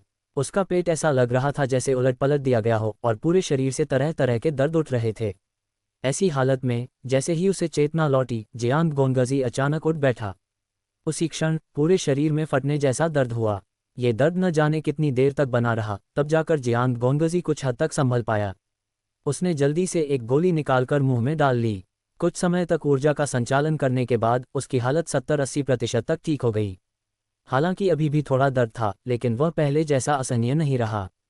इसी समय जियांग गोंगजी ने चारों ओर देखा। उसने पाया कि वह एक सुगंधित छोटी सी पलंग पर लेटा हुआ था। कमरे की साज सज्जा काफ़ी अनोखी थी, लेकिन कई चीज़ों से साफ पता चलता था कि यह किसी युवती का कक्ष था। अचानक जियांग गोंगजी को कुछ उलझन महसूस हुई और उसके मस्तिष्क में तेज दर्द उठा। उसने झट से अपना माथा पकड़ लिया और साथ ही पहले की घटनाओं को याद करने लगा। उसे बस इतना याद था कि आओयान उसे एक अजीब सी जगह पर ले गई थी, जो शायद कोई टेलीपोर्टेशन एरे था। टुकड़ों टुकड़ों में यादें एक एक करके उसके दिमाग में उभरने लगीं। अंततः जियांग गोंगजी पूरी तरह जाग गया। उसने तुरंत अपनी मुट्ठियां भींच लीं, उसका चेहरा विकृत हो गया और आंखें खून से भर गईं। प्राचीन कबीले के गु बेई की वजह से जियांग गोंगजी को ड्रैगन वैली से टेलीपोर्ट कर दिया गया था और आओयान ने उससे यहाँ तक कह दिया था कि वह फिर कभी वापस न आए। हालांकि जियांग गोंगजी ने आओयान के साथ केवल 2 महीने बिताए थे, लेकिन दिल की गहराइयों से वह उसे अपनी पत्नी मान चुका था। भले ही आओयान का रवैया बहुत अच्छा नहीं था, फिर भी जियांग गोंगजी कभी भी ऐसा नहीं करता कि युद्ध के बीच उसे छोड़कर भाग जाए। धिक्कार है गु बेई, तुम्हें मरना ही होगा, जियांग गोंगजी बार बार गरजा, फिर अचानक चुप हो गया। इस सब की जड़ उसकी कमजोरी थी। वह इतना शक्तिशाली नहीं था कि ड्रैगन वैली के सामने खड़ा हो सके, नहीं इतना कि प्राचीन कबीले या यहाँ तक कि अमर सम्मानित हुनहेंग का मुकाबला कर सके। जब उसे वह दृश्य याद आया जिसमें अमर सम्मानित हुनहेंग ने उसके साथ खिलवाड़ किया था, तो जियांग गोंगजी को अब कोई क्रोध महसूस नहीं हुआ। उसके भीतर केवल आत्मोपहास बचा था। उसने तो ये भी सोचा था कि सब कुछ उसके नियंत्रण में है, कि संकट आने पर भी वह आध्यात्मिक पत्थर की खान के सहारे टिक सकता है। लेकिन हकीकत ये थी कि वह बहुत कमज़ोर था, इतना कमज़ोर कि सामने वाला उसे आसानी से कुचल सकता था। ऐसी स्थिति में एक पुरानी कहावत पूरी तरह सही साबित होती है, पूर्ण शक्ति के सामने सारी चालें और योजनाएं कागज़ की तरह होती हैं। असल में उस समय जियांग गोंगजी थोड़ी सफलता के कारण आत्मसंतुष्ट भी हो गया था। उसने कभी यह नहीं सोचा था कि गो बेई सीधे मेज पलट देगा और खेल खेलने से ही इनकार कर देगा। इसी वजह से आज की यह स्थिति पैदा हुई। अगर तब कोई अगर नहीं होता, हार गए तो हार गए, जियांग गोंगजी ने बुदबुदाया। फिर उसकी आंखों में एक निर्दयी दृढ़ता चमक उठी। प्राचीन कबीला है ना, अमर सम्मानित हुनहेंग है ना, तुम सब अपनी गर्दनें साफ करके इंतजार करो। हालांकि अओयान ने विदाई के आखिरी क्षणों में ही अपने सच्चे भाव प्रकट किए थे, लेकिन जियांग गोंगजी 21वीं सदी का युवक था। वह अओयान के रवैये को कैसे नहीं समझ सकता था। अगर ऐसा न होता तो वह उसे दिल से अपनी पत्नी कैसे मानता। छोड़ो, इन बातों के बारे में मत सोचो। जियांग गोंगजी ने आत्मा उपहास के साथ सिर हिलाया। वह जानता था कि इस समय उसे सबसे पहले अपनी वर्तमान स्थिति को समझना होगा और फिर मजबूत बनना होगा। इतना मजबूत कि सब कांप उठें, कि जो भी उस पर बुरी नज़र डाले वे सभी अपने विचार पूरी तरह त्याग दें। सम्मान और भय पैदा करना। वह चाहता था कि जब भी कोई उसका नाम जियांग गोंगजी सुने तो उसकी आत्मा की गहराइयों से डर महसूस करे। दुनिया की हर चीज़ उसके सामने नतमस्तक हो जाए। वह अओयान को उसकी मुश्किलों से निकाल कर लाना चाहता था और उसे इस दुनिया की सबसे खुशहाल महिला बनाना चाहता था। यही इस समय जियांग गोंगजी का सबसे बड़ा जुनून था, लेकिन फिलहाल उसे धीरे धीरे अपनी मौजूदा स्थिति को समझना होगा। अपने दर्द से अकड़े शरीर को फैलाते हुए जियांग गोंगजी बिस्तर से उठने की कोशिश करने लगा। सौभाग्य से गोली लेने के बाद उसकी हालत काफ़ी बेहतर हो चुकी थी। जैसे ही वह धीरे धीरे हिल रहा था, कमरे का दरवाज़ा चरमराकर खुला। एक दासी हाथ में दवा का कटोरा लिए अंदर आई। जब उसने जियांग गोंगजी को जागते हुए देखा तो उसका चेहरा तुरंत खुशी से खिल उठा। जियांग गोंगजी, आप आखिरकार जाग गए, दासी ने उत्साह से कहा और फिर जल्दी से बाहर दौड़ गई। कुछ ही पलों में 17-18 साल की एक युवती भागती हुई अंदर आई, बेहद उत्साहित। जैसे ही जियांग गोंगजी ने उसे देखा, वह स्तब्ध रह गया। अध्याय 132, 7 रत्नों वाली उत्कृष्ट मीनार। भाई शाओबाई, आप आखिरकार होश में आ गए। आपने तो पहले सच में मुझे बहुत डरा दिया था, ली छिंगजोऊ ने उत्साह से जियांग शाओबाई को देखते हुए कहा। जियांग शाओबाई वहीं ठिठक गया। क्या मैं चुनहु शहर में हूँ? हाँ, एक शिकारी चाचा ने आपको पहाड़ों में पाया था, लेकिन उस समय आप बहुत डरावने लग रहे थे, पूरा शरीर खून से लथपथ था। सौभाग्य से चुनहु शहर में बहुत से लोग आपको पहचानते थे, वरना आप खतरे में पड़ सकते थे, ली छिंगजोऊ ने डर के साथ कहा। जियांग शाओबाई ने सिर खुजाया। वह सच में चुनहु शहर आ गया था और ली परिवार ने उसकी जान बचाई थी। जल्द ही उसके चेहरे पर मुस्कान आ गई। चुनहु शहर ड्रैगन वैली से ज़्यादा दूर नहीं था और उसे लगा था कि अओयान ने उसे किसी अजीब सी जगह फेंक दिया होगा। हालांकि इसके बावजूद वह समझ गया था कि इस समय ड्रैगन वैली के आसपास अपना असली चेहरा दिखाना बिल्कुल ठीक नहीं होगा। जियांग शाओबाई ने अपने मन में पहले ही फैसला कर लिया था, न सिर्फ वह ड्रैगन वैली नहीं जाएगा, बल्कि उससे जितना दूर हो सके उतना दूर रहेगा। वह यात्रा करते हुए सिस्टम के विकल्पों को ट्रिगर कर अपनी साधना बढ़ाएगा। उसे विश्वास नहीं था कि वह आधे साल में अधिकतम स्तर तक नहीं पहुंच सकता। जब वह पर्याप्त शक्तिशाली हो जाएगा, तब बदला लेने का समय आएगा। भाई शाओबाई, क्या बात है? ली छिंगजोऊ को जियांग शाओबाई की मुस्कान में छिपी निर्ममता देखकर थोड़ी घबराहट हुई। कुछ नहीं, तुम सबका धन्यवाद। जियांग शाओबाई होश में आया और हल्की मुस्कान के साथ बोला, इसमें धन्यवाद की क्या बात है? भाई शाओबाई, आपने मेरे पिता की जान बचाई और हमारे चुनहु शहर से राक्षसों और दानवों को खत्म किया। ये तो हमारा कर्तव्य है, ली छिंगजोऊ ने चंचलता से कहा। इसी समय खबर सुनकर ली मुज़हू भी दौड़ते हुए आ गए। छोटे मित्र, क्या अब तुम ठीक हो? ली मुज़हू के चेहरे पर चिंता साफ झलक रही थी। कोई गंभीर बात नहीं है। मेरी जान बचाने के लिए आपका धन्यवाद कुलपति ली, जियांग शाओबाई ने हाथ जोड़ते हुए कहा। ली मुज़हू तुरंत घबरा गए और जल्दी से हाथ हिलाया। नहीं नहीं, हम तो आपका कर्ज कभी चुका ही नहीं सकते। जियांग शाओबाई हंस पड़ा और ली मुज़हू के साथ औपचारिक बातें आगे नहीं बढ़ाईं। आखिरकार एक बार अजनबी, 2 बार परिचित और ये तो तीसरी बार थी। कुछ और हल्की फुल्की बातें करने के बाद जियांग शाओबाई को उसी उत्कृष्ट अतिथि कक्ष में ठहराया गया जहां वह पहले भी रह चुका था। क्योंकि वह अभी अभी होश में आया था, ली मुज़हू ने विशेष रूप से अपनी बेटी को, जो साधना के लिए बहुत उत्सुक रहती थी, उसे परेशान न करने का निर्देश दिया। कमरे में बैठकर जियांग शाओबाई ने चाय का एक बड़ा घूंट लिया और लंबी सांस छोड़ी। भविष्य के बारे में उसने पहले ही तय कर लिया था, उसे जल्दी से अपनी शक्ति बढ़ानी होगी और अपनी नींव को और मजबूत करना होगा। वह ड्रैगन वैली के पास नहीं रह सकता। प्राचीन कुलों को निश्चित ही पता होगा कि अओयान ने उसे भेज दिया है। वे शायद पहले से ही हर जगह उसकी तलाश कर रहे होंगे। एक बार वह पकड़ा गया तो अंतहीन पीछा होगा। हालांकि उसे अब भी तियान युआन शहर जाना था, वहां उसके कई काम बाकी थे। अपने विचारों को स्पष्ट करने के बाद जियांग शाओबाई ने आंखें बंद की और सिस्टम की जांच शुरू की। पहले उसने गू बेई के चेहरे पर तमाचा मारने वाला एक कार्य चुना था। हालांकि उसे चेहरा थप्पड़ मारना कहा गया था, लेकिन इसमें यह नहीं लिखा था कि वह सच में हाथ से नहीं मार सकता। उस समय ड्रैगन हॉल की स्थिति बहुत गंभीर थी और जियांग शाओबाई के पास जांच करने का समय नहीं था। अब सिस्टम संदेश खोलने पर उसने पाया कि उसने वह कार्य वास्तव में पूरा कर लिया था। वह रैंडम लॉटरी का मौका पहले ही मिल चुका था, बस इस्तेमाल करने की प्रतीक्षा में। सिस्टम ड्रॉ करो। जैसे ही उसके मन में यह आवाज़ गूंजी, उसने अपने सामने एक विशाल पहिया देखा जो अनगिनत घने खानों से भरा हुआ था। एक नज़र डालते ही उसके चेहरे पर उत्साह भरी मुस्कान आ गई। पूर्व सम्राट घंटा, पर्वत और नदियों का मानचित्र, 12 स्तरीय विश्व विनाश स्वर्ण कमल, 12 स्तरीय पुण्य स्वर्ण कमल। हे भगवान! जियांग शाओबाई का दिल जोर जोर से धड़कने लगा जब उसने इन चकाचौंध करने वाले पुरस्कारों को देखा। ये सभी जन्मजात सर्वोच्च खजाने, आध्यात्मिक खजाने थे। ये अत्यंत शक्तिशाली खजाने थे। उसे लगा कि यदि उसे इनमें से सिर्फ एक भी मिल जाए तो प्राचीन कुलों पर प्रभुत्व जमाना तो दूर, वह यहाँ का एक स्थानीय अधिपति आसानी से बन सकता है। लेकिन लॉटरी पहिए पर इन जन्मजात सर्वोच्च खजानों और अन्य कीमती वस्तुओं के खाने बहुत छोटे थे, इतने छोटे कि जियांग शाओबाई को लगा कि सुई शायद उनमें समा भी ना पाए। इतना ही नहीं, वहाँ और भी बहुत सी चीज़ें थीं, लाखों आत्मा पत्थर, सैकड़ों वर्षों की साधना, और जियांग शाओबाई ने कुछ अजीब चीज़ें भी देखीं। Monkey King brand cigarette, Purple Bamboo brand Spring Thunder Cannon. आखिर ये सब क्या चीज़ें थीं? कुछ देर देखने के बाद जियांग शाओबाई को चक्कर आने लगा और उसने तय किया कि वह और नहीं देखेगा। चलो, ड्रॉ शुरू करो। जैसे ही उसकी आवाज़ गिरी, लॉटरी पहिया तेजी से घूमने लगा। स्वर्ग और पृथ्वी की आत्माएं, महान परमेष्ठी वृद्ध प्रभु, कृपा करके अपनी दिव्य शक्ति दिखाए और मुझे एक अद्वितीय खजाना दीजिए। रुको! जियांग शाओबाई ने मन में चिल्लाया और सुई को एकटक घूरने लगा। उसने देखा कि पहिया धीरे धीरे धीमा होने लगा और फिर कुछ खजानों के नाम दिखाई देने लगे। पहिए की गति और भी कम होती गई और अंत में वह एक बहुत ही छोटे खाने पर आकर रुक गया।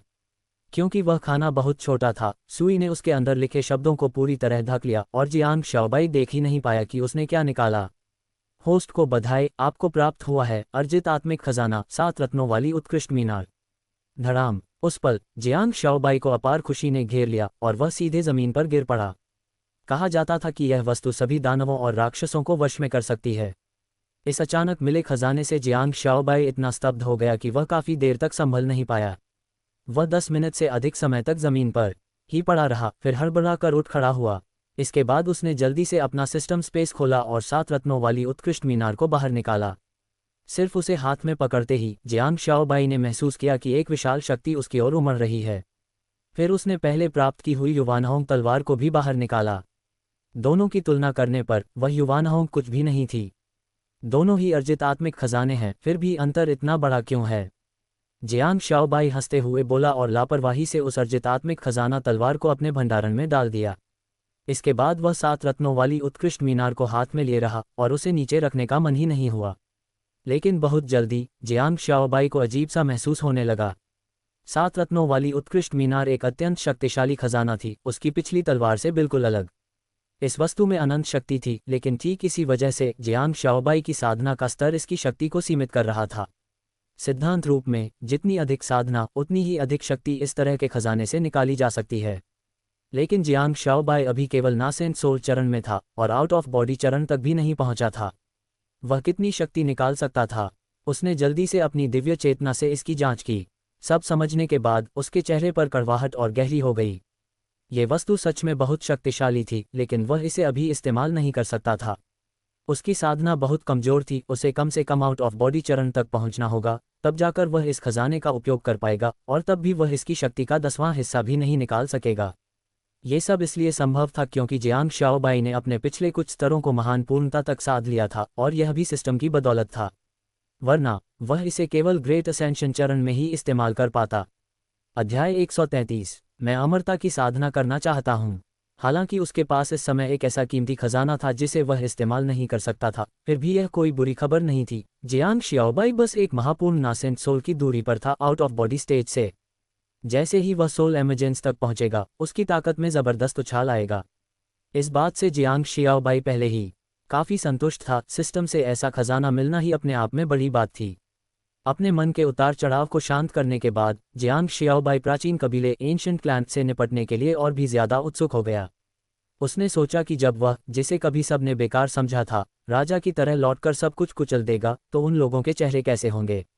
इसके बाद जियांग शियाओबाई ने 2 गोलियां मुंह में डाली और आंखें बंद कर साधना करने लगा, साथ ही अपनी चोटों से उबरने लगा। शाम को ली मुज़ोऊ ने विशेष रूप से जियांग शियाओबाई के लिए एक दावत रखी। इस बार जियांग शियाओबाई ने मना नहीं किया। उल्लेखनीय बात यह थी कि सन शोहिंग भी इस दावत में शामिल हुआ। ली मुज़ोऊ से उसके अच्छे संबंध थे, इसलिए सन शोहिंग को स्वाभाविक रूप से पता था कि जियांग शियाओबाई ली परिवार के निवास में ठहरा हुआ है। दोनों ने तुरंत ही जियांग शियाओबाई के प्रति गहरा सम्मान दिखाया। हालांकि दोनों उसकी उम्र से बड़े थे, फिर भी वे उसे बार बार अमर गुरु और वरिष्ठ कहकर पुकार रहे थे। ये जियांग शियाओबाई को बेहद असहज लगा, इसलिए उसने दृढ़ता से समझाया। तब जाकर उन्होंने उसे जियांग गोंगजी कहकर संबोधित करना शुरू किया। 3 दौर की शराब के बाद ली मुज़ोऊ और दूसरा व्यक्ति पहले ही नशे में थे। चूंकि यह साधारण मनुष्यों की शराब थी, जियांग शियाओबाई ने उसे पानी की तरह पिया, उस पर कोई असर नहीं हुआ और वह पूरी तरह होश में रहा। तभी ली मुज़ोऊ ने आखिरकार वह बात कही जिसे वह काफ़ी देर से कहने में हिचकिचा रहा था। जियांग गोंगजी, मेरी बेटी रोज़ रोज़ अमरता की साधना का सपना देखती है। मुझे पता है कि जियांग गोंगजी एक महान साधक हैं, तो क्या मैं जियांग गोंगजी से अनुरोध कर सकता हूं कि वे देखें कि मेरी बेटी इस मार्ग के लिए उपयुक्त है या नहीं। ली मुज़ोऊ ने आह भरते हुए कहा। बगल में बैठी ली छिंगजोऊ की आंखों में भी उम्मीद झलक रही थी। वह टकटकी लगाए जियांग शियाओबाई को देख रही थी। जियांग शियाओबाई ने बात छिपाए बिना कहा, पैट्रियार्क ली, सच कहूं तो पिछली बार ही मैंने छिंगजोऊ की योग्यता जांच ली थी। उसकी प्रतिभा काफ़ी अच्छी है, अगर वह अमरता की साधना न करे तो ये सच में अफसोस की बात होगी। ये शब्द सुनते ही आधे नशे में डूबा ली मुज़ोऊ तुरंत होश में आ गया, उसके चेहरे पर हैरानी छा गई। क्या ये सच है? ली मुज़ोऊ चौंक कर बोला। बिल्कुल सच है, मुझे आपसे झूठ बोलने की ज़रूरत नहीं, जियांग शियाओबाई मुस्कुराया। इस बार पैट्रियार्क ली ने मेरी जान बचाई, इसलिए मैं छिंगजोऊ को अमरता की राह पर ले जाने के लिए तैयार हूँ। जियांग शियाओबाई की बात पूरी होते ही ली छिंगजोऊ खुशी से अपनी जगह से उछल पड़ी और उत्साह में आकर ली मुज़ोऊ की बाँह पकड़कर जोर जोर से हिलाने लगी। पापा, आपने सुना, मैं अमरता की साधना कर सकती हूँ। ली छिंगजोऊ खुशी से चिल्लाई। तो क्या जियांग गोंगजी मेरी बेटी को शिष्य के रूप में स्वीकार करेंगे? ली मुज़ोऊ ने कुछ खोए खोए से पूछा। जियांग शियाओबाई हल्के से मुस्कुराया और सिर हिला दिया। उसके लिए ली छिंगजोऊ को शिष्य बनाना स्वाभाविक रूप से असंभव था। न केवल उसके पास अनुभव की कमी थी, बल्कि उसकी मौजूदा स्थिति भी किसी शिष्य को स्वीकार करने के लिए उपयुक्त नहीं थी। अगर वह ली छिंगजोऊ को अपना अनुयायी बना लेता तो यह उसके लिए नुकसानदेह ही होता। पैट्रियार्क ली, निश्चिंत रहें। कल मैं उसे तियान युआन शहर ले जा सकता हूं और किसी संप्रदाय या शक्ति में प्रवेश दिला सकता हूं जहां वह साधना कर सके, जियांग शियाओबाई ने शांत मुस्कान के साथ कहा। अच्छा, बहुत अच्छा।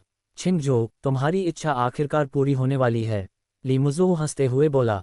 ली छिंगजोऊ इतनी भावुक हो गई कि उसकी आंखों में आंसू आ गए। लेकिन इसी समय जियांग शियाओबाई ने उस पर ठंडा पानी डालते हुए कहा, छिंगजोऊ, इससे पहले मुझे तुम्हारी राय जाननी होगी। क्या तुम जानती हो कि अमरता की साधना करने के बाद तुम्हारा जीवनकाल साधारण मनुष्यों से बिल्कुल अलग होगा? यहाँ तक कि शुरुआती की रिफाइनमेंट चरण का साधक भी 300 साल तक जीवित रहता है। सिर्फ यही नहीं, अगर तुम अमरता की साधना का रास्ता चुनती हो तो तुम्हें नश्वर संसार से संबंध तोड़ने होंगे। क्या तुम इसे स्वीकार कर सकती हो? ये शब्द सुनते ही भोजन मेज पर फिर से सन्नाटा छा गया। ली मुज़ोऊ और ली छिंगजोऊ, पिता पुत्री, एक दूसरे की ओर देखने की हिम्मत नहीं कर पा रहे थे। यह विदाई संभवतः दशकों या सैकड़ों वर्षों की हो सकती थी और तब सब कुछ धूल बन चुका होगा। इस मामले में जियांग शियाओबाई भी कुछ नहीं कर सकता था, भले ही उसके पास ऐसी गोलियां हों जो जबरदस्ती नश्वर मनुष्यों का जीवन बढ़ा सकें। ऐसा करना स्वर्ग और पृथ्वी के महान दावों के विरुद्ध होता। ऐसा करने से न केवल जियांग शियाओबाई पर कर्म बंध जाता, बल्कि ली मुज़ोऊ को भी मृत्यु के बाद नरक भोगना पड़ता और गंभीर स्थिति में उसकी आत्मा तक नष्ट हो सकती थी। खासकर जैसे जैसे जियांग शियाओबाई की साधना बढ़ रही थी, इन बातों के प्रति उसकी समझ और गहरी हो रही थी। ऊपर से अब उसके हाथ में कर्म की एक सूक्ष्म डोर भी थी।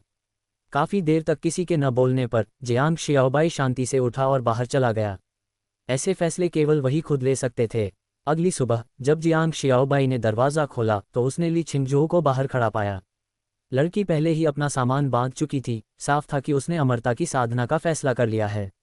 और ली मुज़ोऊ भी इस फैसले का पूरा समर्थन कर रहा था, क्योंकि अमर भाग्य को मजबूर नहीं किया जा सकता।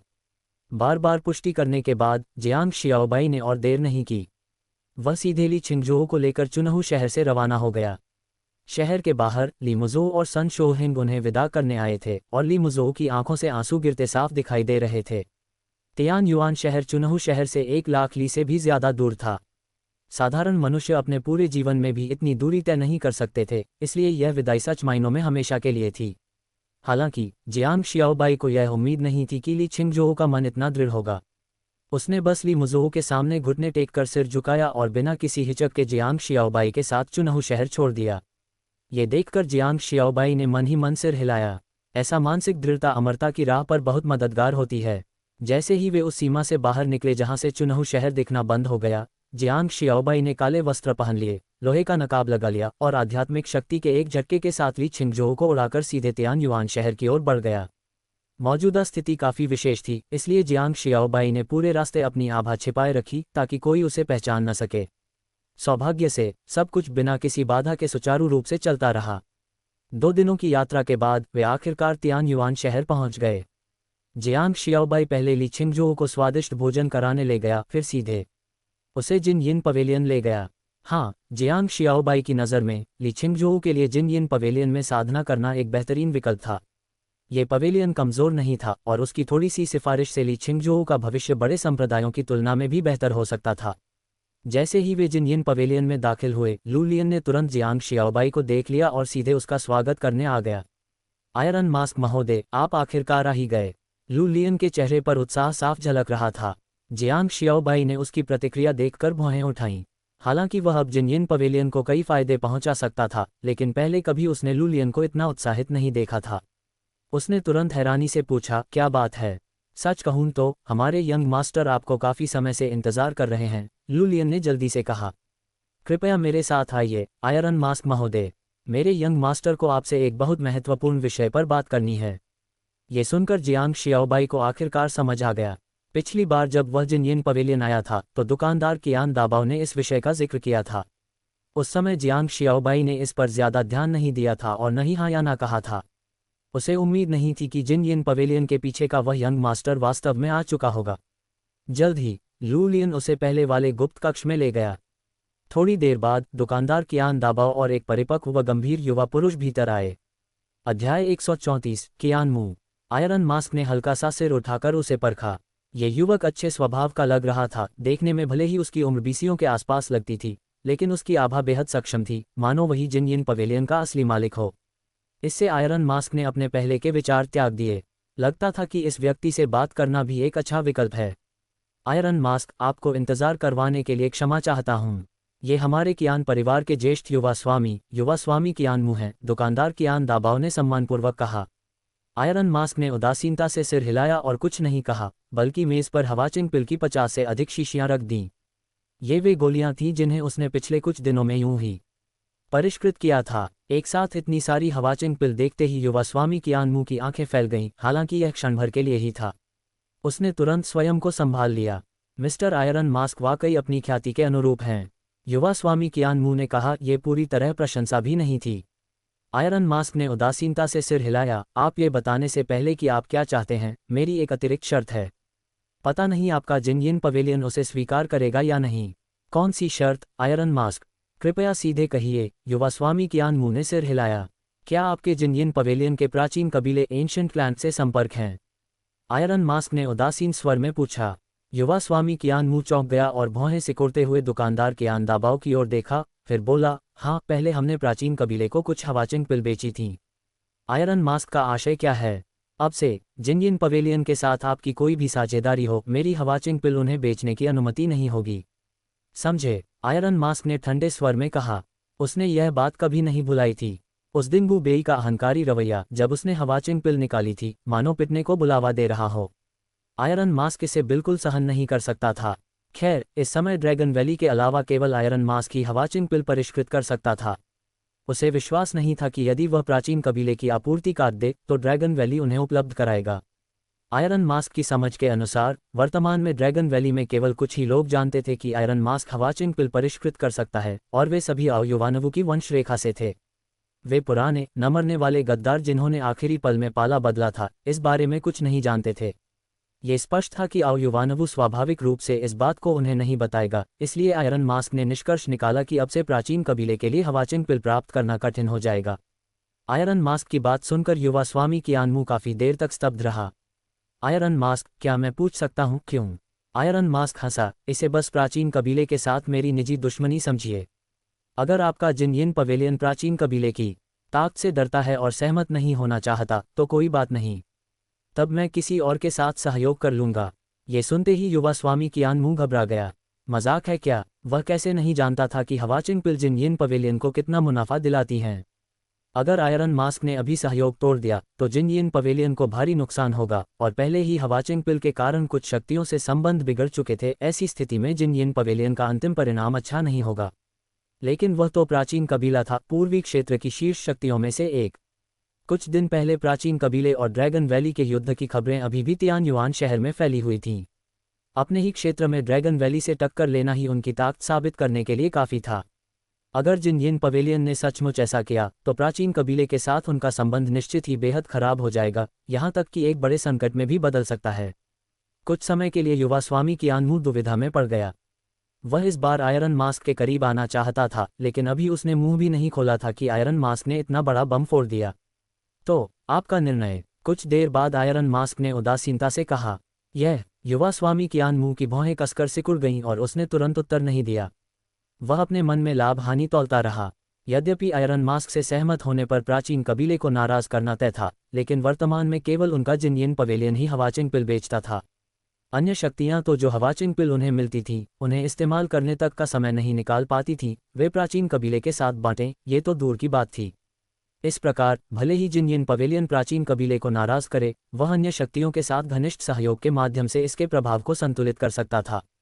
और युवा स्वामी कियान मुंह को पूरा विश्वास था कि भले ही प्राचीन कबीला असंतुष्ट हो, वह खुलकर जिनयिन पवेलियन से उलझने की हिम्मत नहीं करेगा। आखिरकार ये हवाचिंग पिल का मामला था जिसकी सभी को जरूरत थी। ये सोचकर युवा स्वामी कियान मुंह ने दांत भींचे और निर्णय ले लिया, ठीक है, चूंकि प्राचीन कबीला आयरन मास्क का शत्रु है तो वही हमारे जिनयिन पवेलियन का भी शत्रु है।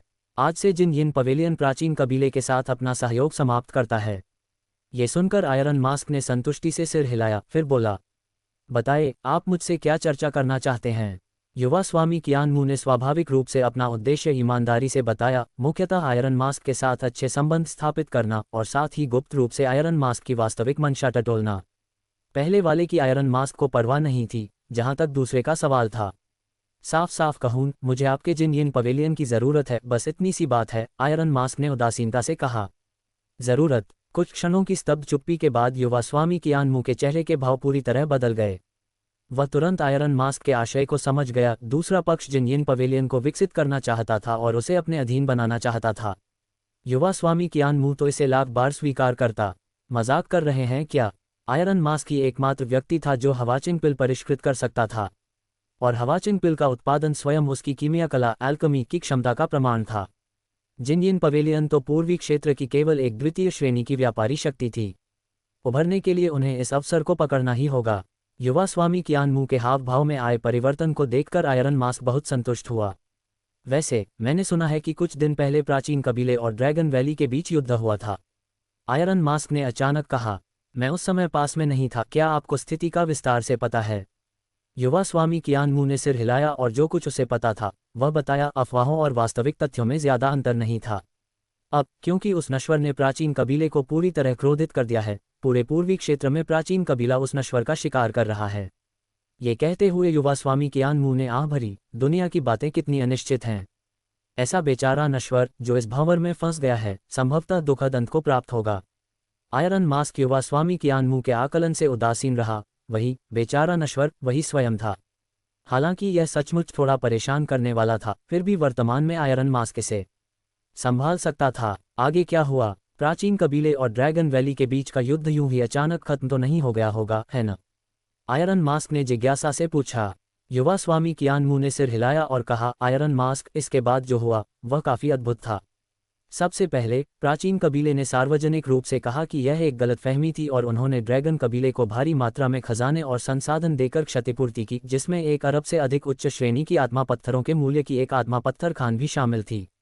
युवा स्वामी कियान मुंह मुस्कुराते हुए बोला। फिर ड्रैगन वैली ने घोषणा की कि वे प्राचीन कबीले के साथ वैवाहिक गठबंधन बनाएंगे, लेकिन ड्रैगन कबीले की राजकुमारी इस समय अपनी साधना में टूपो ब्रेक थ्रू के अवसर पर है और पहले ही यू लिंग पैलेस में एकांत साधना के लिए प्रवेश कर चुकी है। इसके बाद दोनों कबीले ने तय किया कि विवाह 10 वर्षों बाद आयोजित किया जाएगा। यह अब आम ज्ञान था कि यूलिंग पैलेस ड्रैगन वैली का समर्थक बन चुका था। अध्याय 135 प्रस्थान।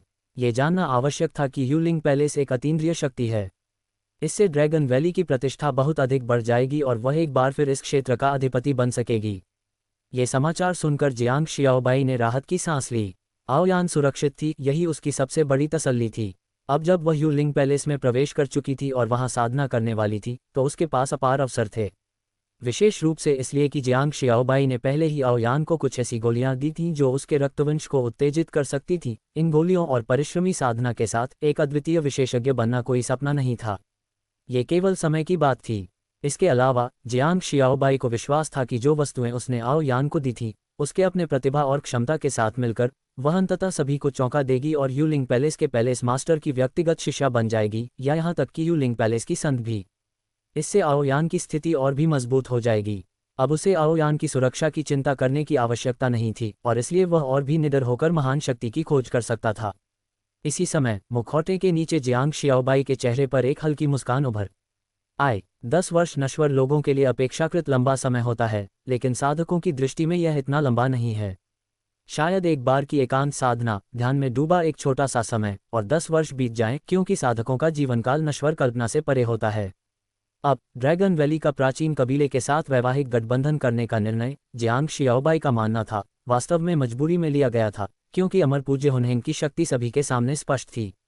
इसके अलावा अमर पूज्य हुनहेंग के पीछे खड़ी विशाल शक्ति केवल दिखावे के लिए नहीं थी। ड्रैगन वैली के पास या तो प्राचीन कबीले के साथ विवाह करने का विकल्प था, या फिर विनाश का सामना करने का। एक ऐसी बड़ी शक्ति जो पीढ़ियों से चली आ रही हो, स्वाभाविक रूप से यूं ही नष्ट नहीं होना चाहेगी, इसलिए अंततः उन्हें समझौता करना ही पड़ा।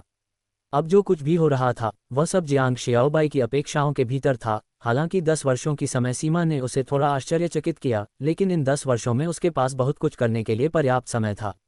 यदि घटनाएं वास्तव में उसकी योजना के अनुसार आगे बढ़ीं, तो आओयान पूरी तरह से यूलिंग पैलेस द्वारा संरक्षित रहेगी और उस पर कोई भी प्रभाव नहीं पड़ेगा। आखिरकार एंटेइंगसी इमॉर्टल सेक्ट, जहां अमर पूज्य हुनहेंग रहते थे, और यूलिंग पैलेस, दोनों ही अतीन्द्रिय शक्तियां थीं और उनके पास एक दूसरे को संतुलित करने के उपाय भी थे। इसके बाद जियांग शियाओबाई ने ड्रैगन वैली और प्राचीन कबीले के बीच के मामलों के बारे में युवा मास्टर कियान मू से पूछना बंद कर दिया और इसके बजाय उसे कुछ निर्देश देने लगा। मुख्यतः ये हुआ कि गोलियों का उपयोग करके कुछ शक्तियों को अपने पक्ष में करने और अपनी ताकत बढ़ाने से संबंधित था। यही प्रारंभिक योजना थी।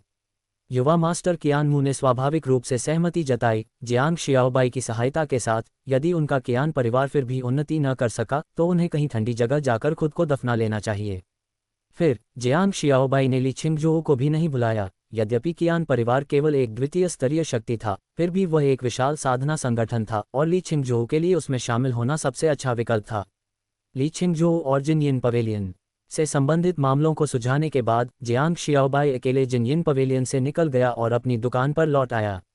छोटा हु शेंग अभी भी पूरी लगन से स्वयं को प्रशिक्षित कर रहा था, लगभग हर दिन को अभ्यास से भर देता था। इस समय जियांग शियाओबाई एक गुरु की तरह था, किनारे खड़ा होकर हुशेंग को अपनी शारीरिक शक्ति को निखारते हुए देख रहा था। इस प्रस्थान के बाद उसे नहीं पता था कि वह कब लौटेगा।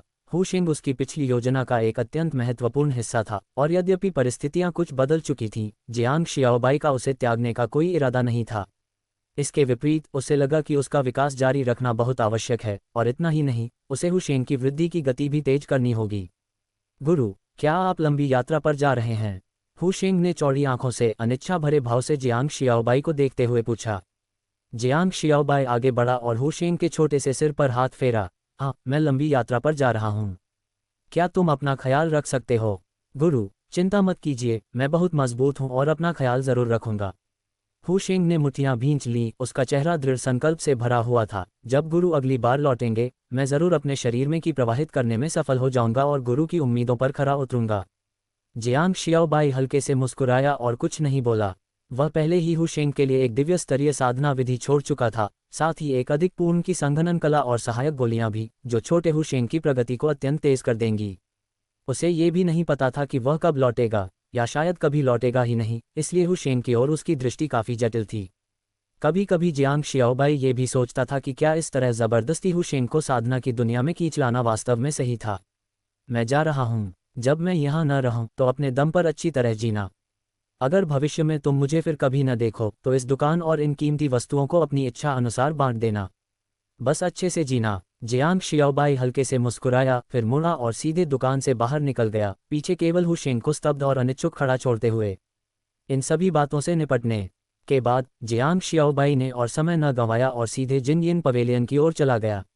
वह पहले ही युवा मास्टर कियान मू के साथ ये तय कर चुका था कि जिनयिन पवेलियन के भीतर स्थित टेलीपोर्टेशन एरे का उपयोग करके तियान युआन सिटी छोड़ेगा, बल्कि इस क्षेत्र से सैकड़ों हजार मील दूर तक जाएगा। वह ड्रैगन वैली वापस नहीं जा सकता था। लौटने से न केवल आओयान के लिए मुसीबतें आती, बल्कि उसके स्वयं के लिए भी अंतहीन हत्या इच्छा को आमंत्रित करता। अब जियांग शियाओबाई को गहराई से एहसास हुआ कि केवल स्वयं शक्तिशाली बनकर ही वह इस दुनिया में बेहतर ढंग से जीवित रह सकता है और अपने पास मौजूद हर चीज़ की रक्षा कर सकता है। मुझे कुछ साल दे दो, तुम्हारा स्वामी वापस आएगा और तुम्हें दिखावे और उड़ान भरने के लिए ले जाएगा। ड्रैगन वैली की दिशा में देखते हुए जियांग शियाओबाई मन ही मन हंसा और फिर नीली रोशनी चमकी। जब टेलीपोर्टेशन एरे की प्रक्रिया समाप्त हुई तो जियांग शियाओबाई और युवा मास्टर कियान मू तियान युआन सिटी से पूरी तरह गायब हो चुके थे।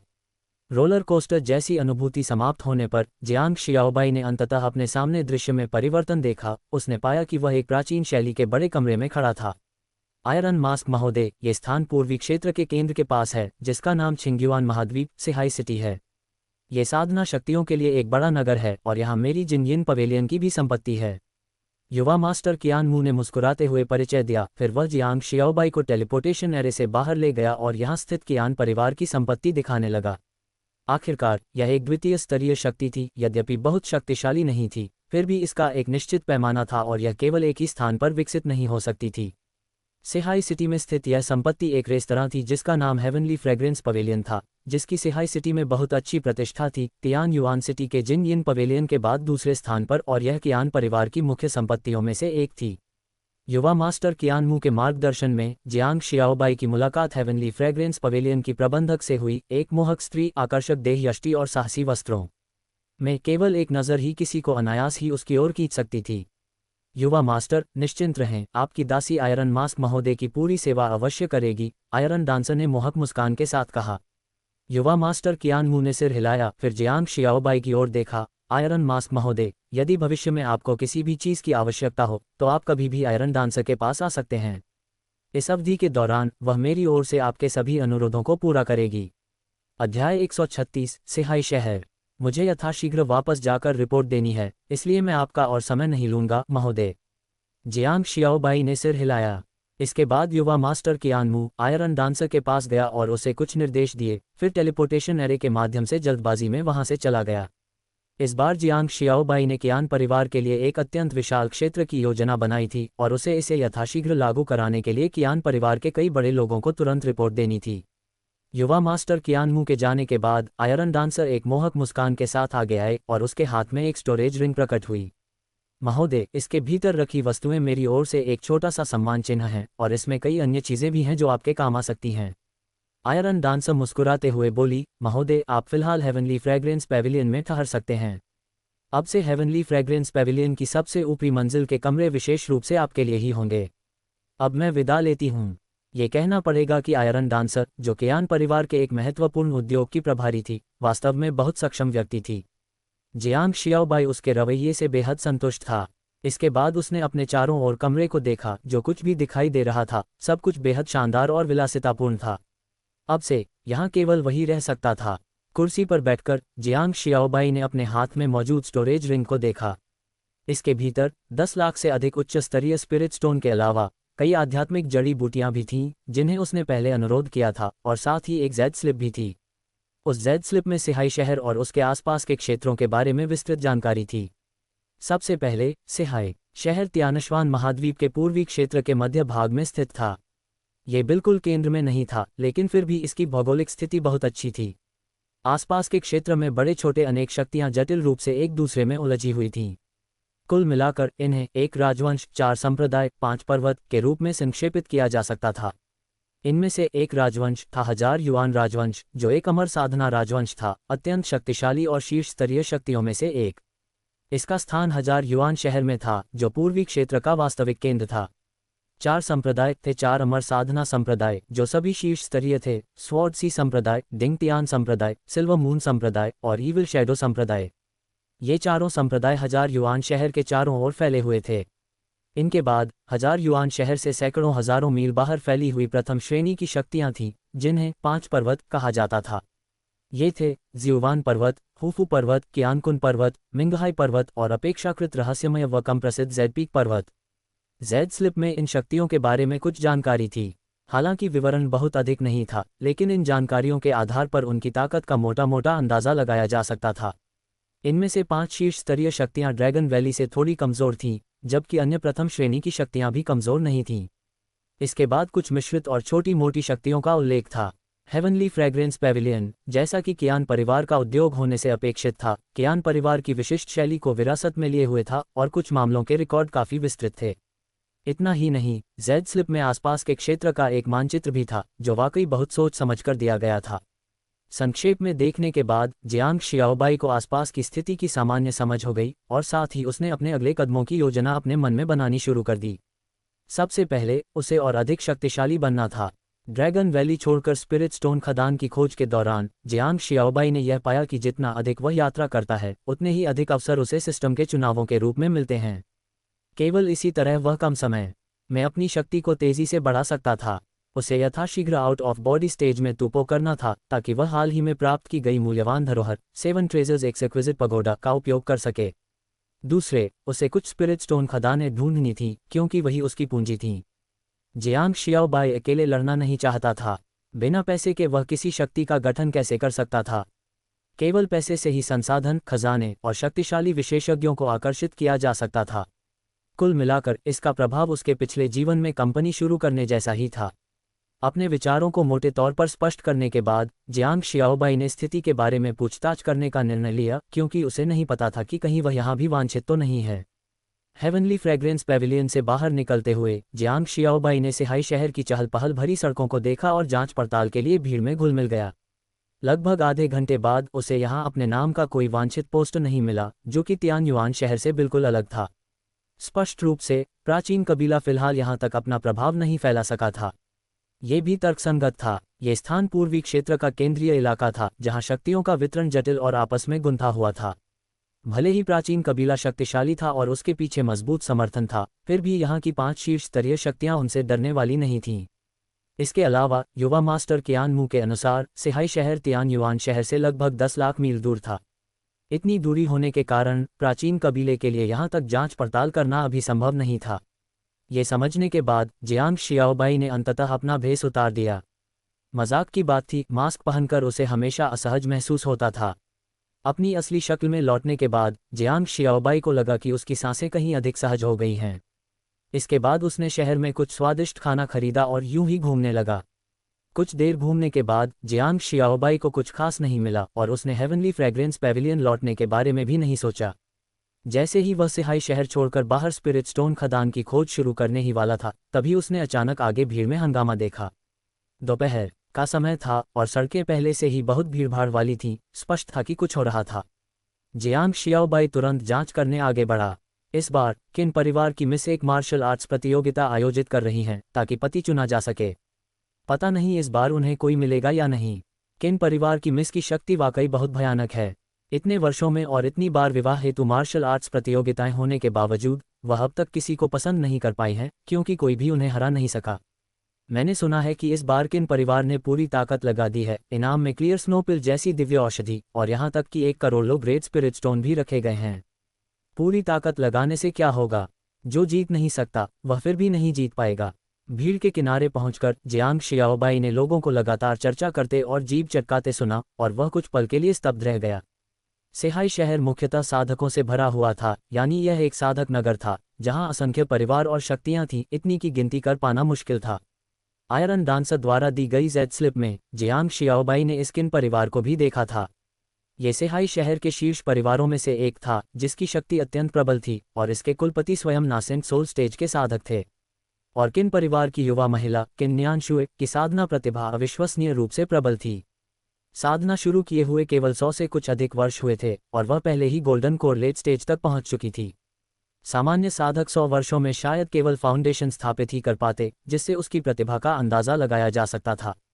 इसके अलावा किन न्यानशुए न केवल साधना में प्रतिभाशाली थी बल्कि वह एक युद्ध उन्मादी भी थी जो मानती थी कि शक्ति ही सत्य है। उसका स्वभाव भी काफी उग्र था, जिसके कारण कोई भी उसे रिझाने का साहस नहीं करता था। जो लोग किन न्यानशुए से अधिक शक्तिशाली थे वे उसके स्वभाव के बारे में सुनकर ही उससे दूर रहते थे, और जो उससे कमजोर थे उन्हें वह तुच्छ समझती थी। इसी कारण किन परिवार के कुलपति को चिंता होती थी और हर साल विवाह हेतु यह मार्शल आर्ट्स प्रतियोगिता आयोजित की जाती थी। इस समय जियांग शियाओबाई भीड़ को चीरते हुए आगे बढ़ चुका था और उसने सामने खुले मैदान में बना एक विशाल अखाड़ा देखा। उस पर एक वीर सी दिखने वाली महिला, जिसकी पोनीटेल बंधी हुई थी, एक कीमती तलवार पकड़े खड़ी थी और उसका भाव शांत था। उसका रूप अच्छा था, लेकिन उसका स्वभाव वाकई आम लोगों के लिए स्वीकार करना थोड़ा कठिन था। बधाई हो होस्ट, आपने एक विकल्प चॉइस को ट्रिगर कर दिया है। अध्याय 137 मार्शल आर्ट्स प्रतियोगिता। विकल्प 1 मंच के नीचे से जयकार करना, पुरस्कार 5 वर्षों की साधना। विकल्प 2 मंच पर जाकर मुकाबला करना, पुरस्कार 10 वर्षों की साधना। विकल्प 3 किसी भी तरीके से किन्यानश्वे को तुम्हें याद करने पर मजबूर करना, पुरस्कार दिव्य छुपाव डिवाइन कंसीलमेंट साधना विधि। तीनों विकल्पों में आखिरी इनाम ने जियांग शाओबाई की नज़रें जकड़ लीं। बेशक वह बिना सोचे समझे तीसरा विकल्प ही चुनता। हालांकि जियांग शाओबाई तुरंत आगे नहीं बढ़ा, वह पहले स्थिति को देखना चाहता था। तभी अचानक भीड़ 2 हिस्सों में बंट गई और एक युवक भीतर आया। उस युवक की पीठ पर एक लंबी तलवार थी और वह मंच पर खड़ी किन न्यानश्वे को मुस्कुराते हुए देख रहा था। मैंने बहुत पहले से सुना है कि सिहाई शहर के किन परिवार की युवती मिस्किन असाधारण शक्ति रखती हैं। आज मैं विशेष रूप से कुछ मार्गदर्शन लेने आया हूँ। उस युवक से जबरदस्त आत्मविश्वास झलक रहा था और उसने अपनी साधना भी प्रकट कर दी। मध्य स्वर्णकोर अवस्था किन न्यानश्वे से एक स्तर नीचे, लेकिन उसकी आभा की तीव्रता लगभग उसके बराबर थी। एक और प्रतिभाशाली युवक आ गया है। उसकी ताकत काफी अच्छी लगती है। हे तुम भूल गए। इससे पहले किन न्यानश्वे से भी ज्यादा ताकतवर कोई मंच पर गया था, लेकिन 3 चालों में ही गिरा दिया गया। देखते हैं ये लड़का कितनी चालें झेल पाता है। मेरी शर्त है 5 चालों के भीतर ही गिर जाएगा।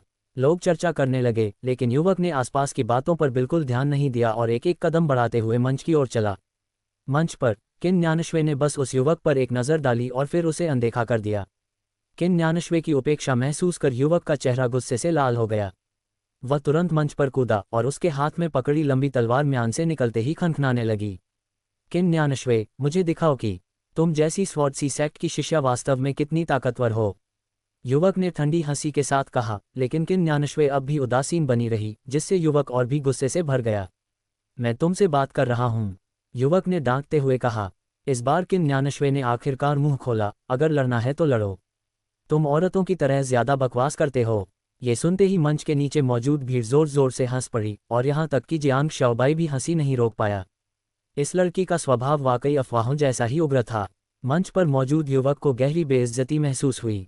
उसका चेहरा पूरी तरह लाल हो गया और वह तुरंत आगे बढ़ा, तलवार से वार करते हुए।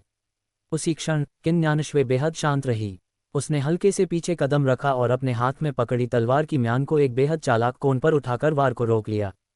तुम अपनी तलवार नहीं निकाल रही, युवक ने दांत पीसते हुए कहा। तुम्हारी ताकत इसके लायक नहीं कि मैं तलवार निकालूं, किन न्यानश्वे ने ठंडे स्वर में कहा और एक और मानसिक प्रहार किया। फिर युवक की क्रोधित नज़रों के सामने उसने अपना पैर उठाया और उसके बाएं सीने पर जोरदार लात मारी। उसकी आकृति भूत जैसी तेजी से उसके बगल में पहुंची और तलवार की म्यान एक छोटी छड़ी की तरह युवक के गाल पर जा लगी। पल भर में युवक किन न्यानश्वे के हाथों उड़कर दूर जा गिरा। लड़ाई शुरू होने से लेकर हार तक सिर्फ 3 चालें लगी, गति अविश्वसनीय रूप से तेज थी। जमीन पर जोर से गिरने के बाद युवक के चेहरे पर हैरानी और अविश्वास साफ था। उसे यकीन नहीं हो रहा था कि वह उसकी 2 चालें भी नहीं रोक सका। खासकर तब जब किन न्यानश्वे ने शुरू से अंत तक अपनी तलवार निकाली ही नहीं थी। एक तलवार साधक के लिए यह सबसे बड़ा अपमान था। निकम्मा कचरा, इतनी सी ताकत लेकर मुझसे लड़ने चला है। मंच पर खड़ी किन न्यानश्वे ने ठंडी हंसी उड़ाई। उसके चेहरे पर खुली हुई उपहास भरी अभिव्यक्ति थी। तुम बस मेरा समय बर्बाद कर रहे हो। तुम, युवक ने किन न्यानश्वे की ओर उंगली उठाई, लेकिन काफी देर तक कुछ कह नहीं पाया। आसपास की मजाक उड़ाती निगाहें महसूस करते हुए वह शर्म और गुस्से से भर गया, जमीन पर जोर से पैर पटका और भीड़ को चीरता हुआ बाहर भाग गया। मंच के नीचे जियांग शाओबाई ने हल्के से सिर हिलाया। हालांकि किन न्यानश्वे की ताकत अच्छी थी और प्रतिभा भी भयावह, लेकिन उसका स्वभाव कुछ ज्यादा ही चुभने वाला था, जो आसानी से उसके लिए दुश्मन खड़े कर सकता था। लेकिन इसका उससे क्या लेना देना। किन न्यानश्वे की ताकत देखने के बाद जियांग शाओबाई ने फैसला किया कि अब कार्रवाई करने का समय है और देर नहीं करनी चाहिए। हालांकि इनाम सिर्फ 10 साल की साधना था, फिर भी कुछ न मिलने से तो बेहतर ही था। और उसे लग रहा था कि अगर उसे कुछ और दशकों की साधना मिल जाए तो वह नेसेंट सोल की चरम अवस्था तक पहुंच सकता है और फिर सोल एमेजन से बस एक कदम दूर होगा। जियांग शाओबाई तुरंत मंच की ओर बढ़ा। जब आसपास की भीड़ ने किसी और को चुनौती देने आते देखा तो सबने जियांग शाओबाई की ओर देखा और हैरान रह गए। वह बेहद खूबसूरत था, असंगत रूप से खूबसूरत। मंच पर अब तक ठंडी अभिव्यक्ति बनाए रखने वाली किन न्यानश्वे भी अनायास ही उसे 2 बार देखने से खुद को रोक नहीं पाए। बेशक बस उतना ही, रूप से ज्यादा किन न्यानश्वे व्यक्ति की ताकत को महत्व देती थी। जियांग शाओबाई हल्की मुस्कान के साथ मंच पर चढ़ा और शांत स्वर में बोला, मैं भी आजमाना चाहता हूँ। अगर तुम भी पहले वाले की तरह ही कचरा हो तो मुझे समय बर्बाद करने की जरूरत नहीं दिखती। किन न्यानश्वे ने ठंडेपन से कहा। वाकई उसका स्वभाव चिढ़ाने वाला था, लेकिन जियांग शाओबाई को परवाह नहीं थी। वह यहाँ सच में किसी वैवाहिक प्रतियोगिता के लिए नहीं आया था, वह तो सिर्फ सिस्टम के इनाम के लिए आया था। फिर जियांग शाओबाई हल्का सा मुस्कुराया, एक हाथ पीठ के पीछे रखा और किन न्यानश्वे की ओर देखते हुए बोला, अगर तुमने अपनी तलवार नहीं निकाली तो तुम्हें दोबारा मौका नहीं मिलेगा। क्या मजाक है, तुम्हारी इन पतली बाहों और टांगों से तुम मुझे तलवार निकालने पर मजबूर कर दोगे। मुझे डर है कि अगर मेरी तलवार म्यान से बाहर आ गई तो तुम एक बार भी नहीं रोक पाओगे। किन न्यानश्वे ने तिरस्कार से कहा। जियांग शाओबाई ने कंधे उचका दिए और ध्यान नहीं दिया। वह बस जल्दी से सिस्टम का 10 साल की साधना वाला इनाम लेना चाहता था। अगले ही पल जियांग शाओबाई की आकृति अपने स्थान से गायब हो गई। उसने 2 उंगलियां साथ मिलाईं और उसकी उंगलियों पर तलवार चीक स्वॉर्ड की सघन होकर सीधे किन न्यानश्वे की ओर बढ़ी। ये देखकर किन न्यानश्वे की पुतलियां सिकुड़ गईं। वह जानती थी कि अगर उसने तलवार नहीं निकाली तो वह निश्चित रूप से हार जाएगी। तुरंत मंच के नीचे मौजूद लोगों ने क्लैंक की आवाज़ सुनी। किन न्यानश्वे के हाथ में मौजूद उच्चस्तरीय जादुई हथियार लंबी तलवार म्यान से बाहर निकल आई। फिर एक जोरदार धमाके के साथ किन न्यानश्वे 3 कदम पीछे हटी और सदमे में जियांग शाओबाई को देखने लगी। भीड़ तुरंत शोर मचाने लगी।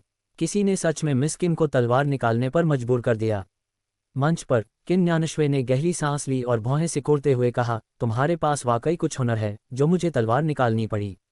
ये कहते हुए उसके चेहरे पर एक दुर्लभ लाली उभर आई। आखिरकार जियांग शाओबाई ने पहले ही उसे चेतावनी दी थी, लेकिन उसने उसे बिल्कुल गंभीरता से नहीं लिया था। अब जियांग शाओबाई की ताकत देखने के बाद उसके मन में सिर्फ एक ही शब्द था, मजबूत। चूंकि ऐसा है तो मैं पूरी ताकत से तुमसे लड़ूंगी।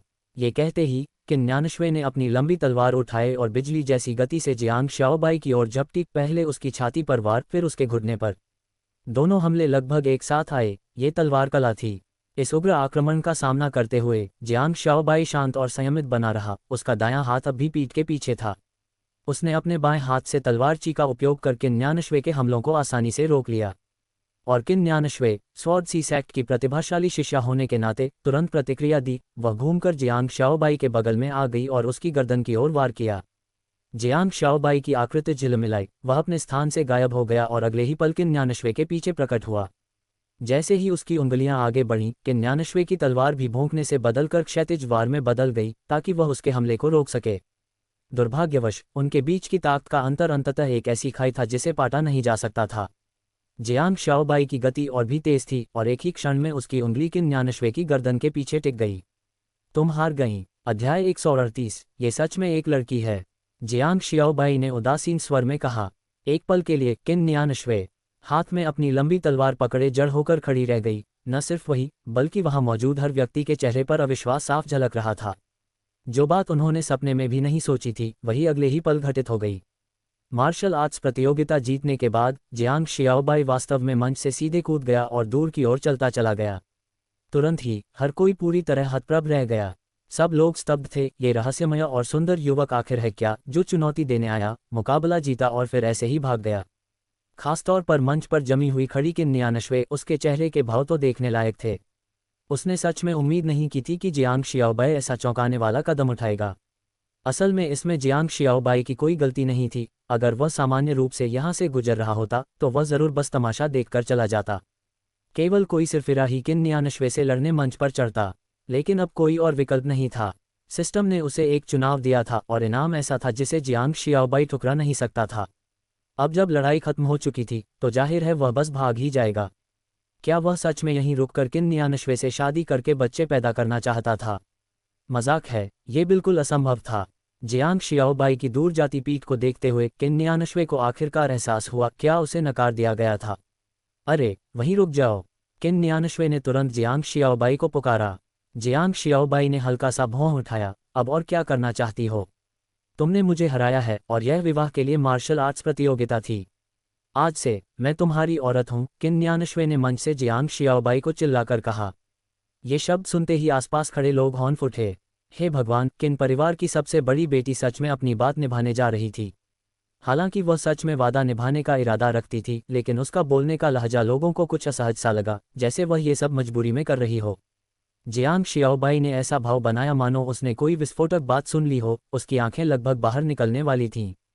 बेकार की बात मत करो तुम, मुझे तो तुम पसंद भी नहीं हो, जियांग शियाओबाई ने लापरवाही भरी मुस्कान के साथ कहा।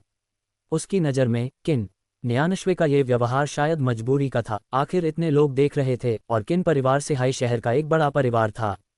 अगर वह सबके सामने अपना वादा न निभाती तो उसकी प्रतिष्ठा कितनी गिरती, ये सोचने की भी ज़रूरत नहीं थी।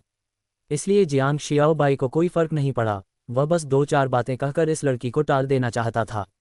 हाँ, जियांग शियाओबाई की नज़र में किन न्यानश्वे बस एक लड़की ही थी। आखिरकार भले ही साधकों की उम्र लंबी होती है, लेकिन उनका ज़्यादातर समय एकांत साधना में बीतता है, इसलिए मानसिक परिपक्वता के कुछ पहलुओं में वे आम लोगों से बहुत अलग नहीं होते। साफ तौर पर ये किन न्यानश्वे केवल साधना पर ध्यान देने वाली थी, कई मामलों में अनुभव की कमी थी और उसमें एक तरह की अपरिपक्वता और मासूमियत झलकती थी। इतना ही नहीं, उसकी काया, खैर वह सच में एक लड़की ही थी। जियांग शियाओबाई की जांचती नज़रों और निराश भाव को देखकर किन न्यानश्वे के दिल में गुस्से की लहर उठी और वह भारी सांस लेने लगी। वह तुरंत मंच से उतरकर जियांग शियाओबाई की ओर बढ़ी।